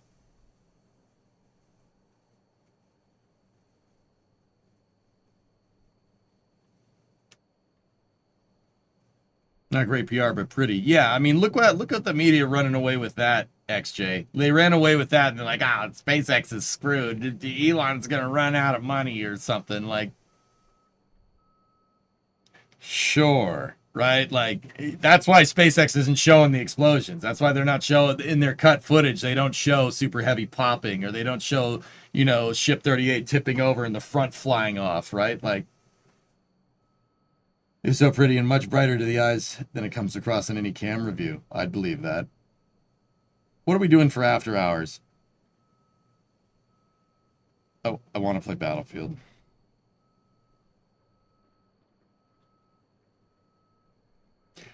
You normally would be summer car. Guys, my racing rig is broken. I gotta fix that. I can't drive in summer car, and I'm not doing it with the keyboard and mouse. Not with that save. With that being said, I do need to get out here early tomorrow morning to fix the stupid racing rig. Either that or Max, we could play. If you guys want to do another GTA night, that would be very useful for me right now. You know, or go weld it. It's not just welding in XJ. I want to make some upgrades to the rig. I don't like how I sit in the thing.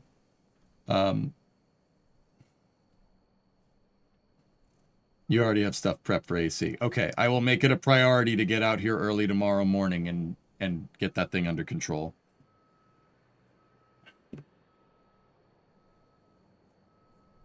No, fellas, okay, quick racing rig conversation. We're going to wrap up Space News here in a little bit, and then we'll probably... Well, yeah, I want to play Battlefield. I'm sorry, I want to play Battlefield. Just let me get it out of my system. I'll get sick of it because I'll get angry at it. I'll start getting too mad at it on stream, and then I'll be like, no, I'm not going to play this anymore. I get too mad at it on stream. Just let me get it out of my system, all right? I got to play some FPSs from time to time, man. I have to. Alas, this night I'm going to head to bed. Sweet dreams, all right, Duke. Hey, thanks for the raid, man. Good night. So, fellas, what I want to do with the racing rig is I want to make the seat cushion adjustable. I'm going to build out a threaded rod system with Heim joints to make it so the rig, I can change the angle of the seat. Not the seat back. The seat, it's a car seat, so it can already recline, and it has great lumbar support, I'll say.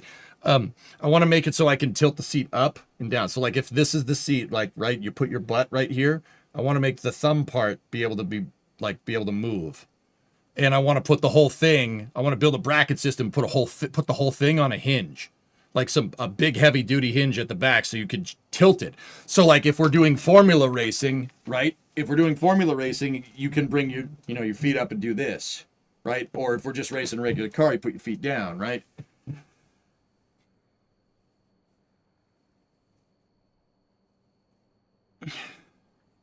The off season is almost here. What are the odds you could get Scary in-house to help with the new rig? I don't know. Do threaded rods with a jam nut and a Heim joint. That's exactly what I'm going to do, XJ. Yeah, that's exactly what we're doing. What I was thinking. I just got to kind of draw it out in my head. There's an independent hardware store that's not far from my house that has Heim joints. I can get them. So like, it's not something I have to order from McMaster Car or whatever.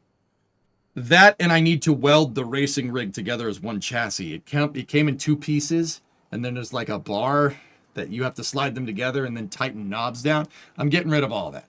I'm going to go buy tubing, and then I'm just going to make it one solid piece.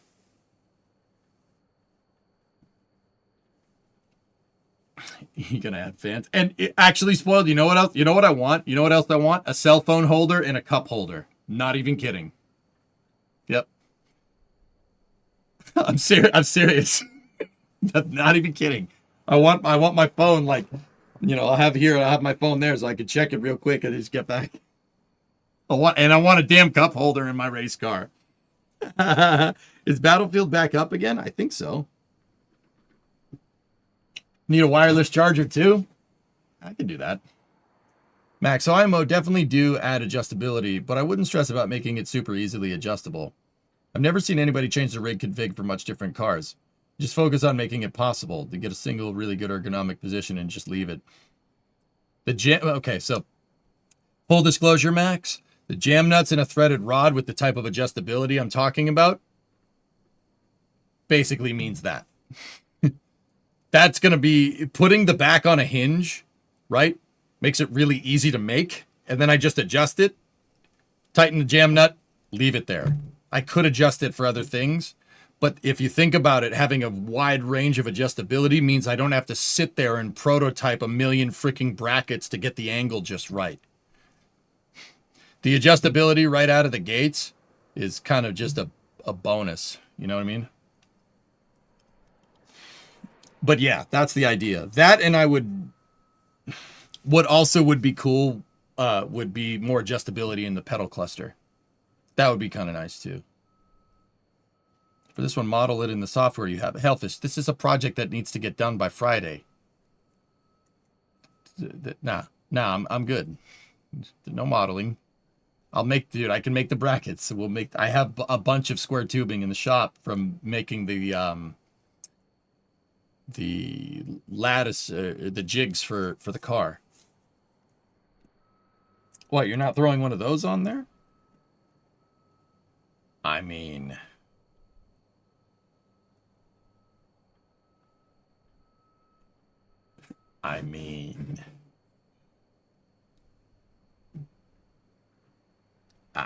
we could.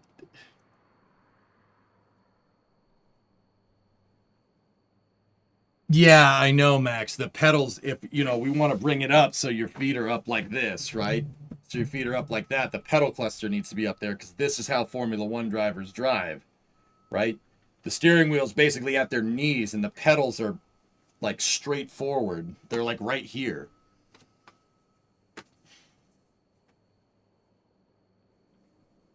How would we do that? How would we make that type of linear adjustment with the pedals? Whatever. We'll talk about it tomorrow, dude. I'll get out here early. I will get out here. I can't guarantee a time. It's gonna be before Kerbal. But we'll draft it out and I'll figure it out, man. Put it on an arc. Yeah. Just aim at a comfy GT style config. Similar to what Scary's poor cat Porsche. Yeah.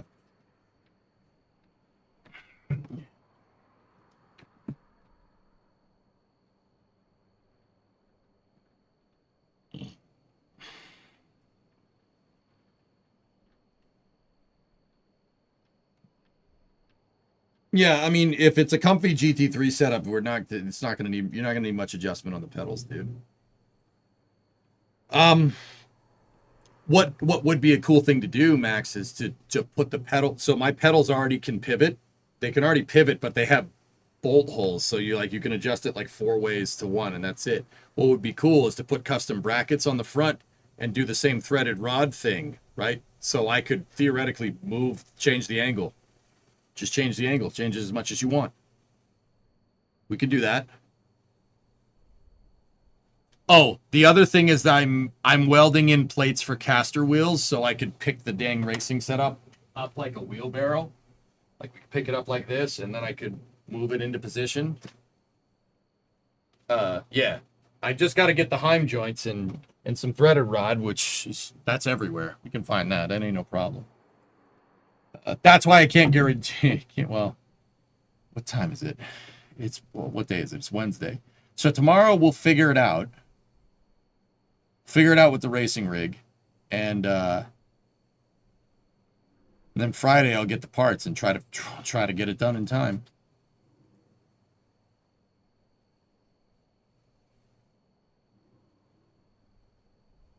I mean, Aqualux, yeah. If I set it up for a threaded rod, it could easily be replaceable with Heim joints and an actuator. So I could just...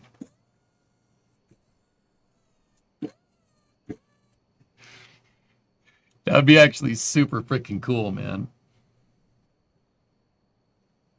I love the racing seat. I wish I had the skills to make your own. Get the skills. Get the skills, dude. What do you mean I wish you had this? Just get the skills. I didn't know how to do this. I didn't know how to do this until I decided I wanted to learn. Ephemeral, just go do it. You can go to Harbor Freight and get a welder for like $100. Adjust into racing position. Yeah, exactly. Snibbles will be like Dragon. You're a go for seat rotation. Ready to race, turd nuggets. Like his first welds were painful to watch. Yeah.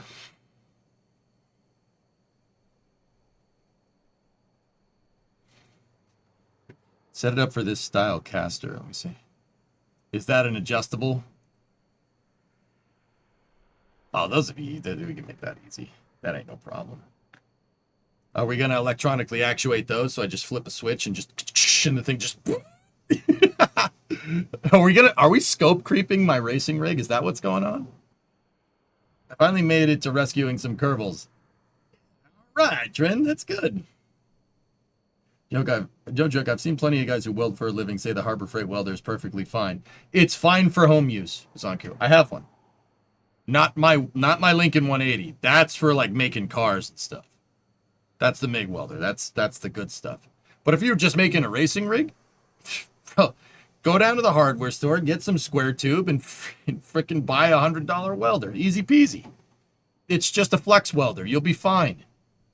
Especially if you're welding thicker tube stock, you'll be fine. It's not gonna blow through. You'll be good. Put a gyro and connect it to the computer to auto level it. Nice. No, they're ratchet adjusters. The key thing for longevity is taking weight off the wheels.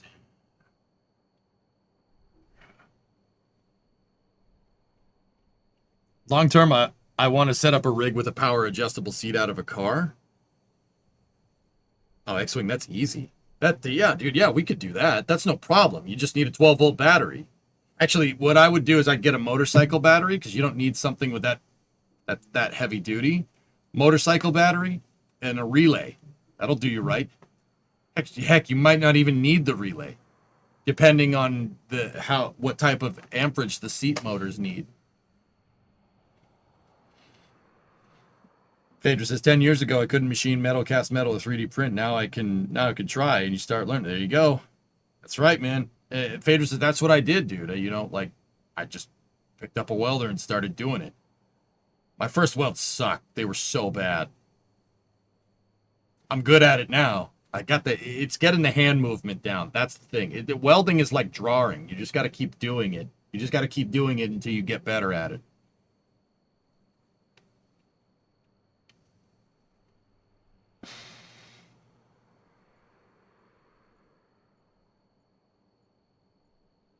I wouldn't think of overcomplicate the rig right now. We have a long off season soon for big changes. Yeah, I think minimum viable is just getting the stupid seat working.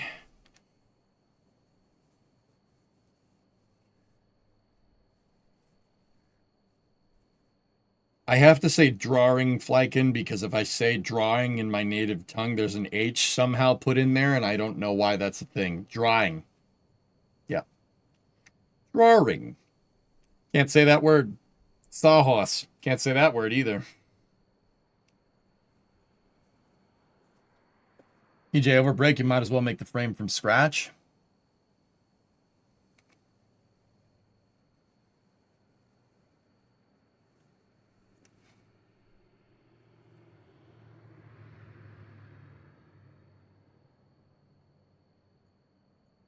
Yeah, some words my mouth just can't say. Then you really should model it. If we're gonna scratch build the thing, yes, absolutely. Sawhorse. Sawhorse. There we go. Cheap and simple, but have you considered expensive and complicated? You drive a hard bargain.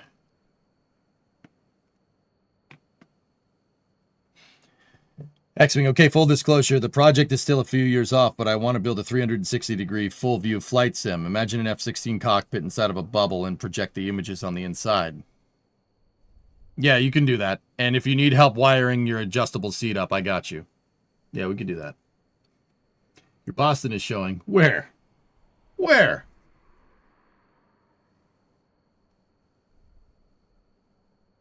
And this is why I have the words are hard emote over there.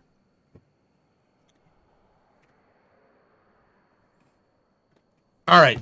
Speaking of my native Boston showing, how about we play some Battlefield for some after hours, huh? I would like to remind everybody that after hours is not family friendly. There will be cursing. I apologize for this inconvenience in advance. With that being said, I hope you guys enjoyed the Space and Rocket review.